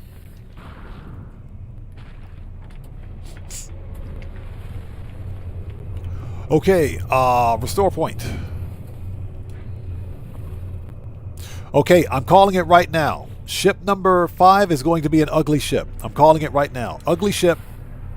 I'm calling it right now. It's going to be ugly.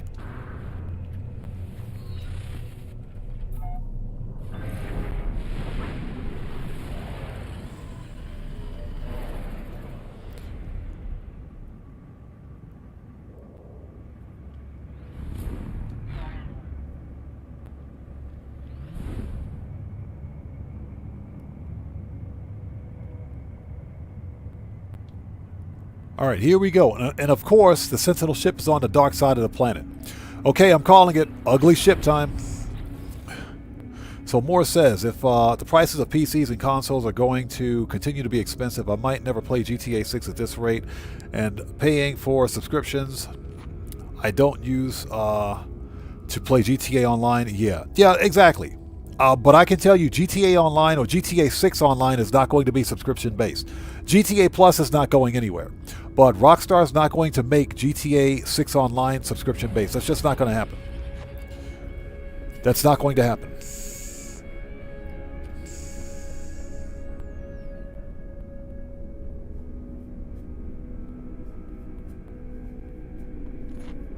So some dude says, I know everyone thinks that the AI bubble is going to burst, but that is likely a long ways down the road. I work in tech with agentic AI systems, and that they're only growing. Oh, sure, AI systems are growing, but here's the deal: AI systems and the demand for AI is growing at an unmanageable pace.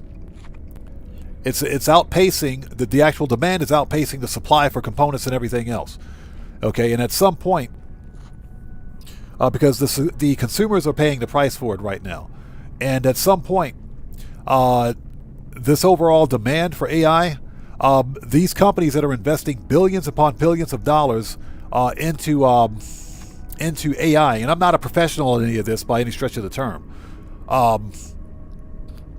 if they don't see a return on their investment, and we're talking billions of dollars here, then these companies are going to begin pulling out.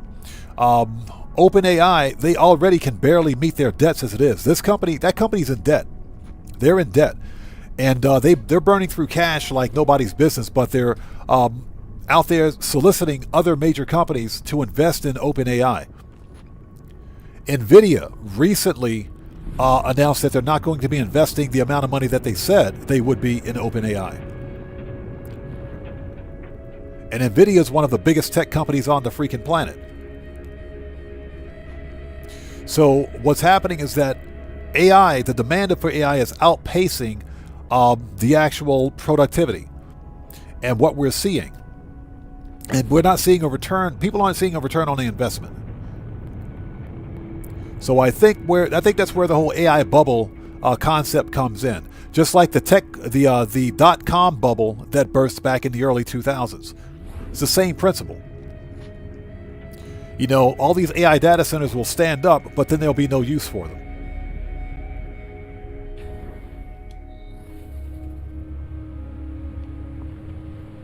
Okay, we have another heavy Sentinel fighter. This one's got heavy wings on it, okay. And it's got a chin. Hold on.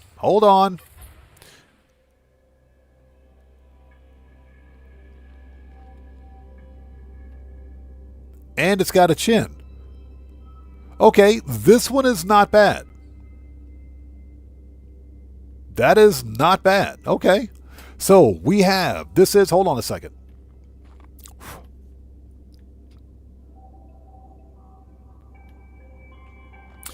Okay, so this is a heavy Sentinel fighter. This is not a hauler. It doesn't have the hauler extension. This is a heavy fighter with heavy wings. Heavy wings, wingtip thrusters, dorsal and ventral stabilizers that do not articulate. Has a set of bladed wings on it as well, and it also has a chin. Not bad, not bad. This is a pretty decent looking ship. It's not ugly, that's for sure. And it's got a chin. Cool. Not bad. So this is good looking ship number 1. So we're 4 for 1 today. We're 4 for 1. 4 for 1. This is not bad. This one I think is worthy of a hunt, but I think what we'll do is mark it and move to the next location. So if you like this style of ship, glyphs are in the lower left-hand corner of the screen. I can't speak today. Lower left-hand corner of the screen.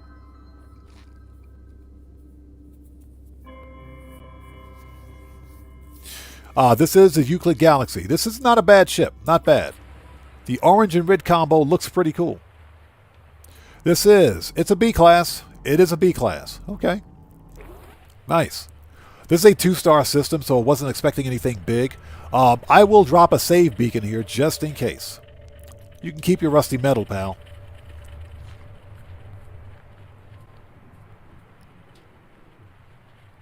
It's not bad. It's not bad. I would definitely fly this ship around. I would definitely fly it around. The fact that it's got a chin on it and a jaw says everything. With heavy wings. All right, let's get this thing and go. Before we go, let's see what we got.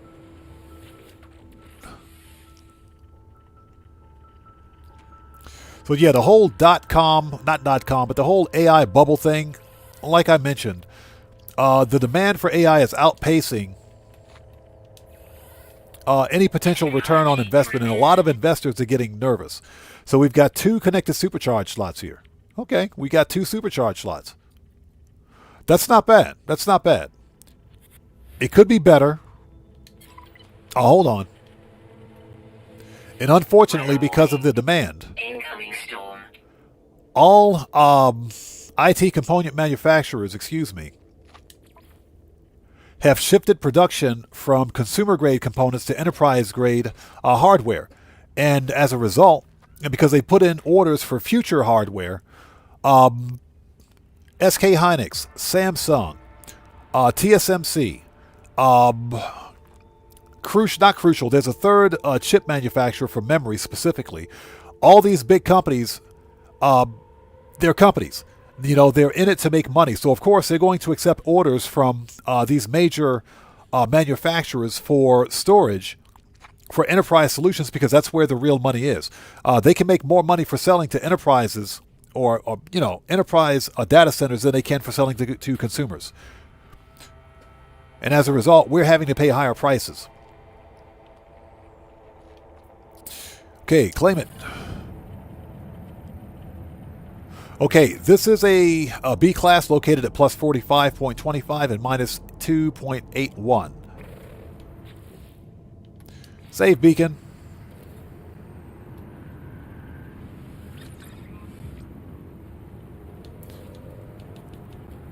And again, let's get a picture of it. In the middle of a gravity storm, there's that ship. If you want it, glycer in the lower left-hand corner of the screen. This is the Euclid Galaxy, B-class starship. Okay, let's make this one red. Oops. We totally deleted it. Put that back. Put that back. Color, red. There we go. That's better. So Doc Intel says SanDisk was bought up by who? Western Digital? Were they? Now, see, I didn't know that. I didn't know that. Very interesting.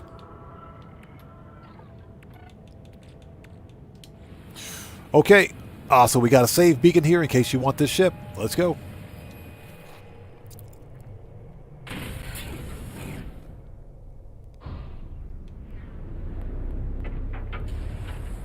Yeah, not bad. It's not bad. So far, it's better than what we found today.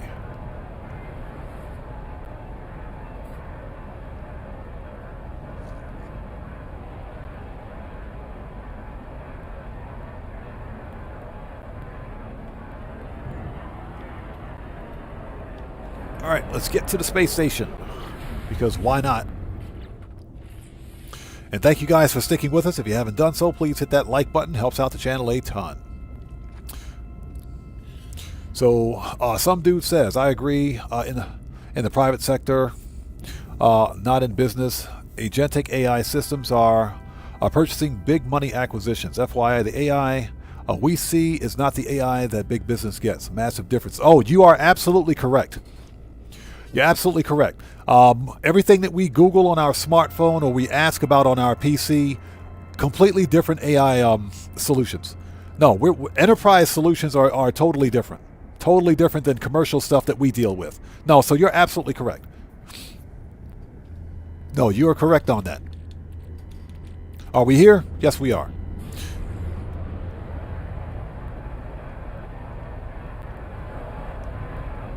Aaron Hunt, how's it going? It's good to see you. Thanks for joining us, man. How are you today? Yeah, I'm speaking merely from a consumer hardware perspective. Unfortunately, because, again, big companies like AMD, NVIDIA, Intel, these guys, they see the future investment potential for enterprise-level AI. So, of course, they're shifting their development and production over to enterprise services for artificial intelligence. That's where the big money is. The big money is not with consumer-grade components. And one thing we got to remember is that AMD, Intel, NVIDIA, all three of these big three tech companies, all three of them, even Apple, these guys have been making data center hardware for years. They've, I think NVIDIA was the biggest, of course. AMD has a pretty sizable market share for data center hardware as well. They make data center hardware all the time. They just happen to make consumer-grade hardware, in addition to data center hardware. And they sell to both consumers and major developers or major publishers. Not publishers, I'm sorry, major servers.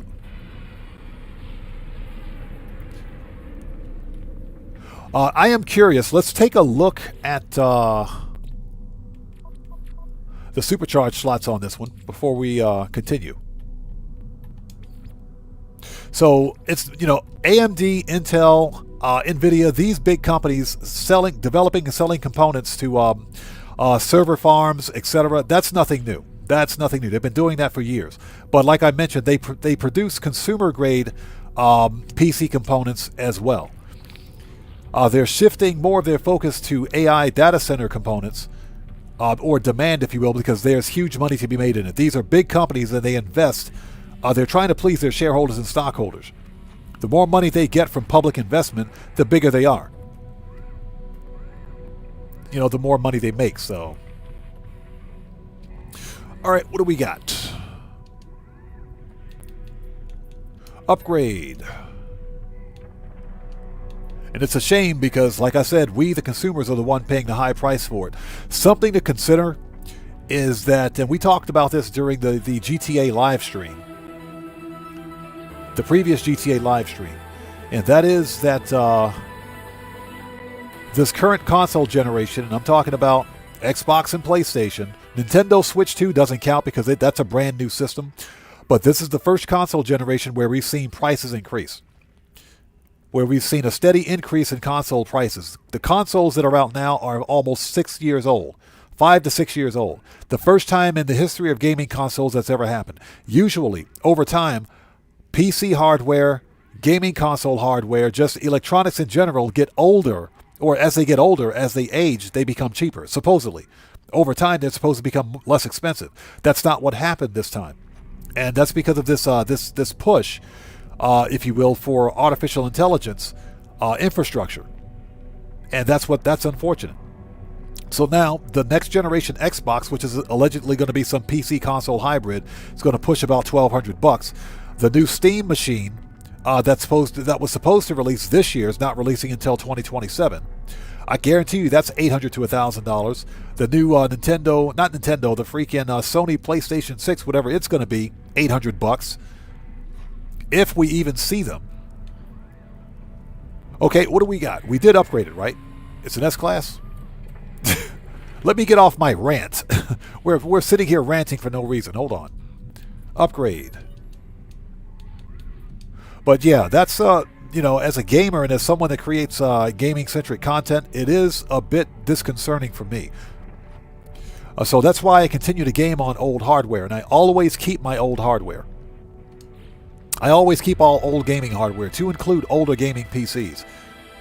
So if I ever want to play, let's say, for example, a first-generation Xbox game, I can play it on my Series X because Series X has good backward compatibility, but I also have the original Xbox hardware. I have two original Xbox consoles that I can play on. That's why I always keep old hardware. Sinister RC, exactly. It is because of the quote-unquote chip shortage. It is. So yeah, this is the worst time to be a gamer. It is, man. Okay, what do we got? It is all over the place, I think. This one could be, I think this is a 2 plus 1 and 1. Let's just scrap it. Let's just scrap it.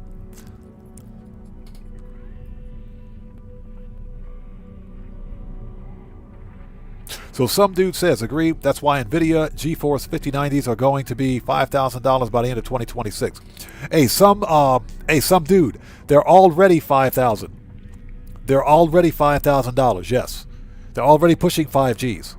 And they're only going to get more expensive. And NVIDIA doesn't give a damn. They don't care. They're making money on them. Hey! We got a new sub. Let's go. Who do we have out there? So Maurice. Okay, let's just call you Maurice. Maurice, welcome to the Odd Ones. Everybody, let's get some 07s out there in chat right now. Proper hand salute to Maurice. Welcome to the Odd Ones. Thank you for your subscription. Welcome to the stream. Appreciate you. So Ozzy Bob says, chip shortage, just grow more potatoes. Yes, sir. I go for some potato chips. I can get me some potato chips. Michael Knight, what's up, brother? How's it going? It's good to see you. Thanks for joining us. Let's see. Let's switch this out. So yeah, that's why I never sell old gaming hardware. I keep all my old stuff. Morris says, right now is the most expensive games have ever been in history. In the history of games, it's the worst time to be a gamer because it's ridiculously expensive. No, you're right. You're absolutely right. This is the worst time to be a gamer. And this year, 2026, is going to be egregiously bad for gamers simply because if you don't already own the hardware and you have to invest in new hardware, I don't know, man. You may have to take out a second mortgage or sell a kidney just to get a new gaming console or PC. What the hell? Okay, let's do it. Salvage. Scrap.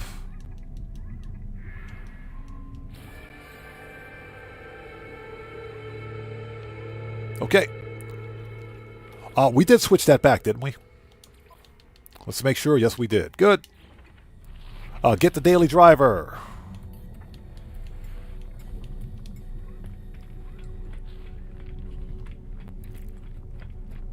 Nobody to sell it to. Dang it. No one to sell anything to. Crap. Okay, we're done in this system anyway. Doc Intel says, well, some DDR5 5600 kits are $1,800 right now. I've seen them. I've seen them, yes. I've seen them. Yeah, $1,800 for RAM. Just a year ago, 1 year ago, for $1,800, you could build a full-blown gaming PC with 64 gig of RAM on it. You could build a full gaming PC 1 year ago for $1,800 with 64 gig of RAM. That's how bad it is.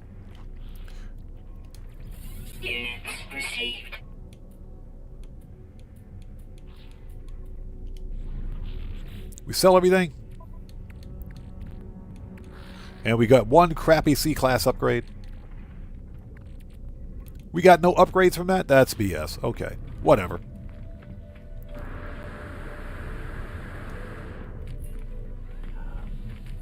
Let's talk to this guy. The geck with the manhole cover for a hat. Dude's wearing a manhole cover on his head. What the crap, dude? Pleasure to meet you, friend. Oh, shut up. With your manhole cover hat. Sell. All right. Yeah, Sinister RC, exactly. If you don't hit the like button, dad jokes will start. Okay, we're done here. I think we've got time for one more. Let's go.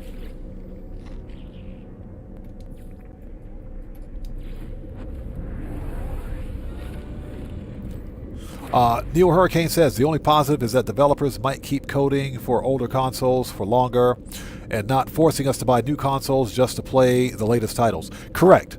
That is true. And as an example, Xbox requires that game developers develop games and optimize their games for the Xbox Series S, which is the cheaper of the two Xbox consoles. And obviously, if it works on the Series S, it'll work on the Series X. Yeah, Morris, that dude had a manhole cover for a hat, man. What the crap? You call that a manhole cover? What is this, man? A dinner plate.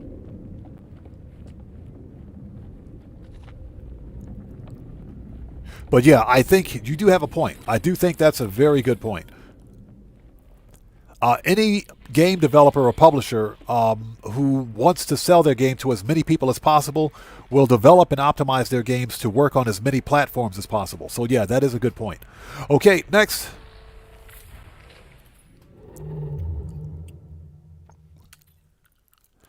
All right. Galactic Core is that way. All right, what do we got? It's 1 star, 1 star, boo. Outlaw, 2 star, 1 star. So far, we are 4 for 1. 4 for 1. 4 ugly ships to 1 good-looking ship. We found 4 ugly ships today. So we're on a roll. Definitely on a roll.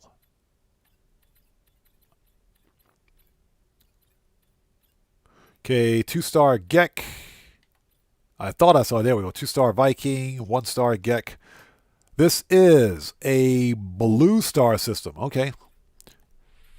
Let's go check it out. Excuse me.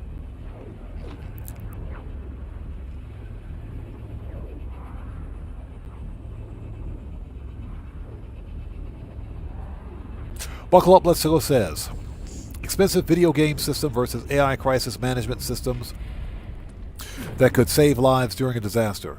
Always opportunity cost. Correct. Absolutely correct. That is true. That is absolutely true. And that's actually a really good way to put it. Opportunity cost. That's true.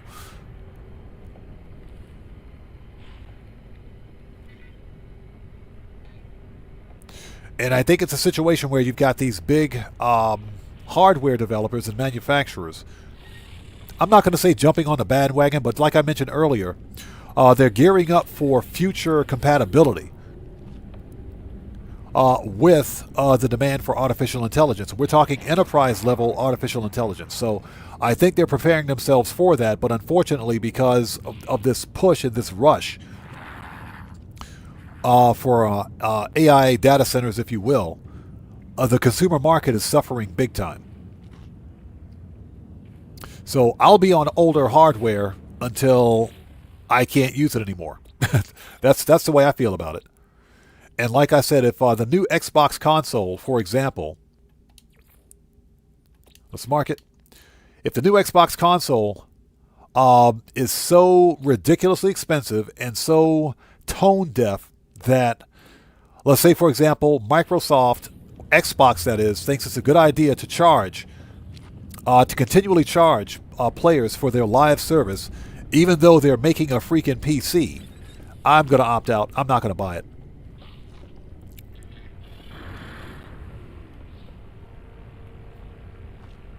So Ball says, have you seen our Guy Martin in Japan episode? No, I haven't seen it. What did I miss? So Doc Intel says, if I can get to my ship, says, oh, well, I'm on a PC laptop, so the only thing going for me is that it's just now hitting a year old. Oh, that laptop will last you for the next 5 or 6 years, man, easily. All right, Daily Driver, let's go. Space station first.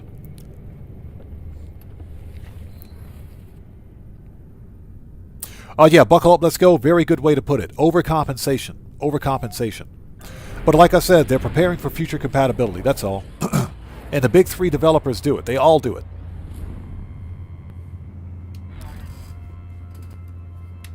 Pardon me for just a sec. Ooh, sorry about that. Okay.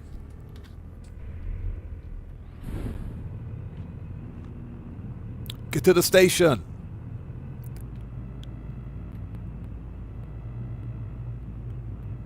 So hopefully, we'll just have to wait and see, because we honestly don't know what's going to happen. We can predict the future, but we can't tell the future with any certainty. We don't know.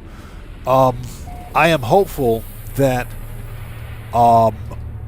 consumer-grade hardware and components begins to become cheaper over time. Once this so-called AI boom, if you will, begins to cool down a bit, we'll know how bad things will get when Computex in Taiwan takes place in June. Once Computex hits, we'll see how bad it is.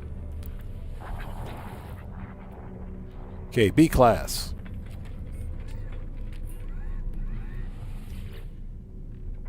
Oh, what do you want? Grah! Okay, request dialect help. Let's see. All right. And it's a crap C class. Okay, next.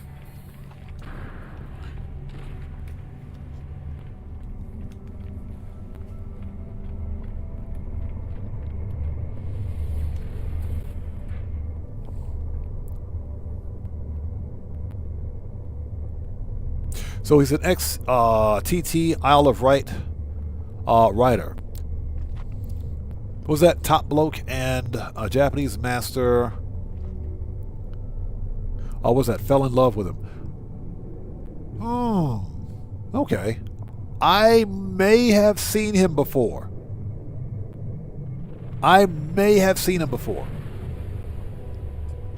Okay, restore points. The name does sound vaguely familiar. I may have seen him before. Before we go, let's check out this shuttle. Hold on. What? What?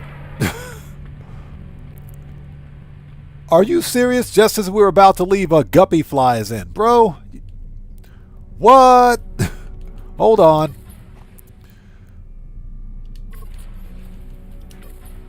Okay, so ladies and gentlemen, this is the Royal Exotic starship for this system. All white and with gold trim, guppy. Guppy style Royal Exotic. What you see is what you get. Not bad. That is pretty cool.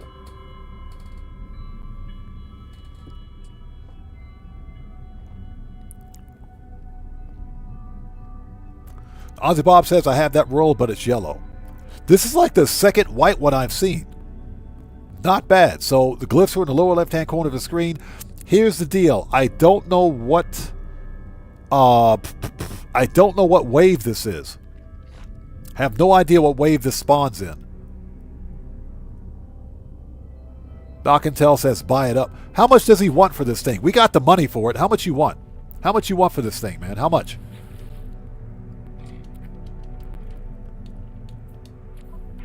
Okay, S-Class. Supercharged slots are spread out. Supercharged slots are spread out. This could be a 2+2, but... how much does he want for this? 23 million. That's not bad. That's not bad, but... yeah, supercharged slots are really spread out on this one.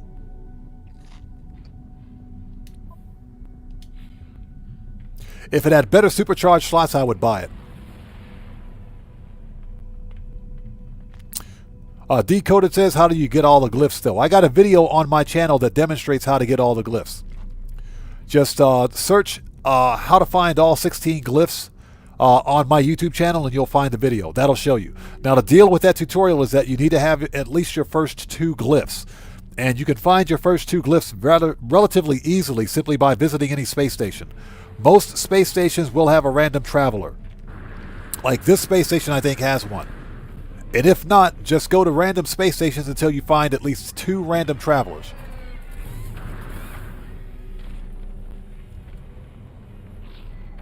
Yeah, this station doesn't have one, but you need to get you have your first 2 glyphs for that method to work.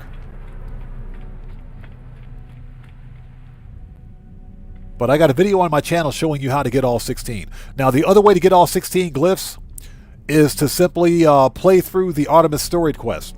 Or the Awakening Storied Quest, Artemis Storied Quest. Those Storied Quests will get you all 16 glyphs. So if you play through the single-player campaign, you'll get all 16 glyphs. That's another way. Okay, restore point.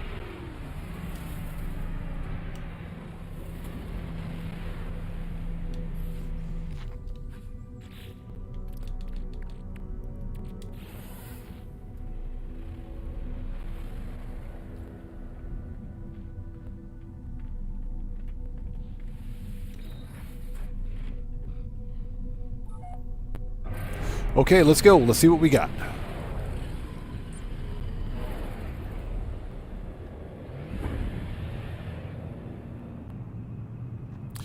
And it's on an overgrown planet.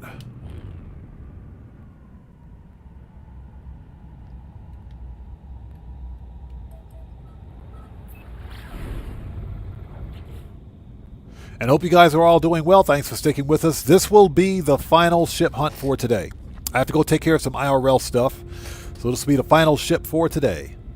So far, we are 4 for 1. 4 ugly ships to 1 okay ship. It was okay.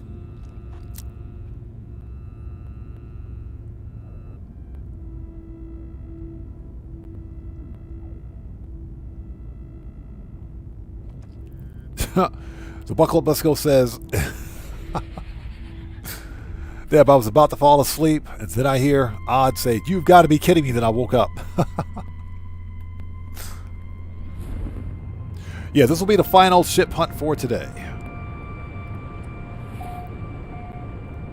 If you guys could do me a huge favor, please do me a massive favor. Hit that like button for me before we wrap up for today. Helps out the channel a ton.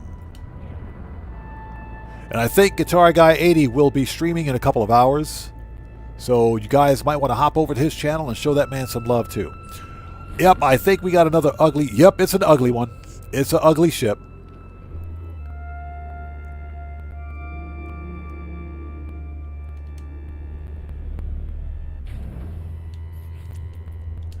Yeah. The Guitar Guy 80 says, yep, GTA today. Gotcha. Okay. It's confirmed. This thing is ugly. It's ugly. So we're 5 for 5 today. This is a heavy Sentinel fighter. Heavy Sentinel fighter. This is not a hauler. It doesn't have the hauler extension. Get some freaking lights out here, dude. First of all, it's orange. Heavy Sentinel fighter with bat wings. That's it. It's got the dorsal and ventral TIE fighter style stabilizers, so they do articulate. Ha! Neil Hurricane says, oof, that is vile. Bro, vile is being polite. You're being very polite. I think horrendous is a better word. Yeah, what you see is what you get with this one. This is, yeah. We're done for today. We're done. We're done. It's a shame, too, because this is a very nice planet. Very nice planet. But, yeah, we're done. Let's go back to the space station. Doc and Cell says, oh, crap, that's ugly. Yeah, Guitar Guy 80, orange and white. What a disaster. What a disaster. Okay.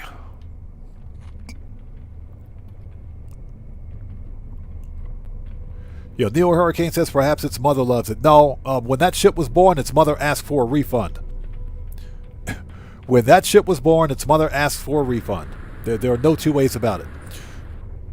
Okay, so ladies and gentlemen, it is 6:44 p.m. for me. I got to go take care of some IRL stuff. Thank you guys so much for joining us today. Now, at this time, I cannot guarantee that I'll be hosting a live stream for No Man's Sky tomorrow because I have some other content to work on.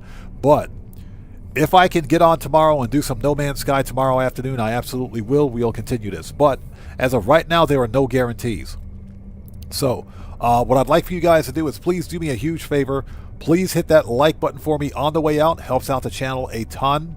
Yeah, we're 5 for 5 ugly ships today. 5 for 5. Well, 5 for 6. 5 for 6. Okay, 5 for 6. We found 5 ugly ships, 1 good looking ship, 1 decent looking ship. So yeah, 5 for 6. Anyways, please do me a huge favor. Hit that like button for me on the way out. Helps out the channel a ton. Guitar Guy 80 will be streaming in a couple of hours, so you guys go over, check him out, show him some love as well. And with all that being said, this live stream is a wrap. I'm an Oddman 105, aka the Odd One, saying thanks to each and every one of you for your continued support of what we do here on the channel. Yep, there's notification. You guys go check out Guitar Guy 80 after this in a couple of hours, doing some GTA 5 online stuff. And I will see you guys when I see you guys in the next live stream. Where's my emotes? Hold on. Where's my gestures? Gestures, here we go. I'll see you guys when I see you guys in the next live stream. Everyone, please stay safe and remember, don't just start the fire, bring the smoke, and take care out there. And I'll see you all next time. So everyone, stay safe. God bless to each and every one of you. Please hit that like button for me on the way out, and I'll see you all next time. Take care, guys. We'll see you next time.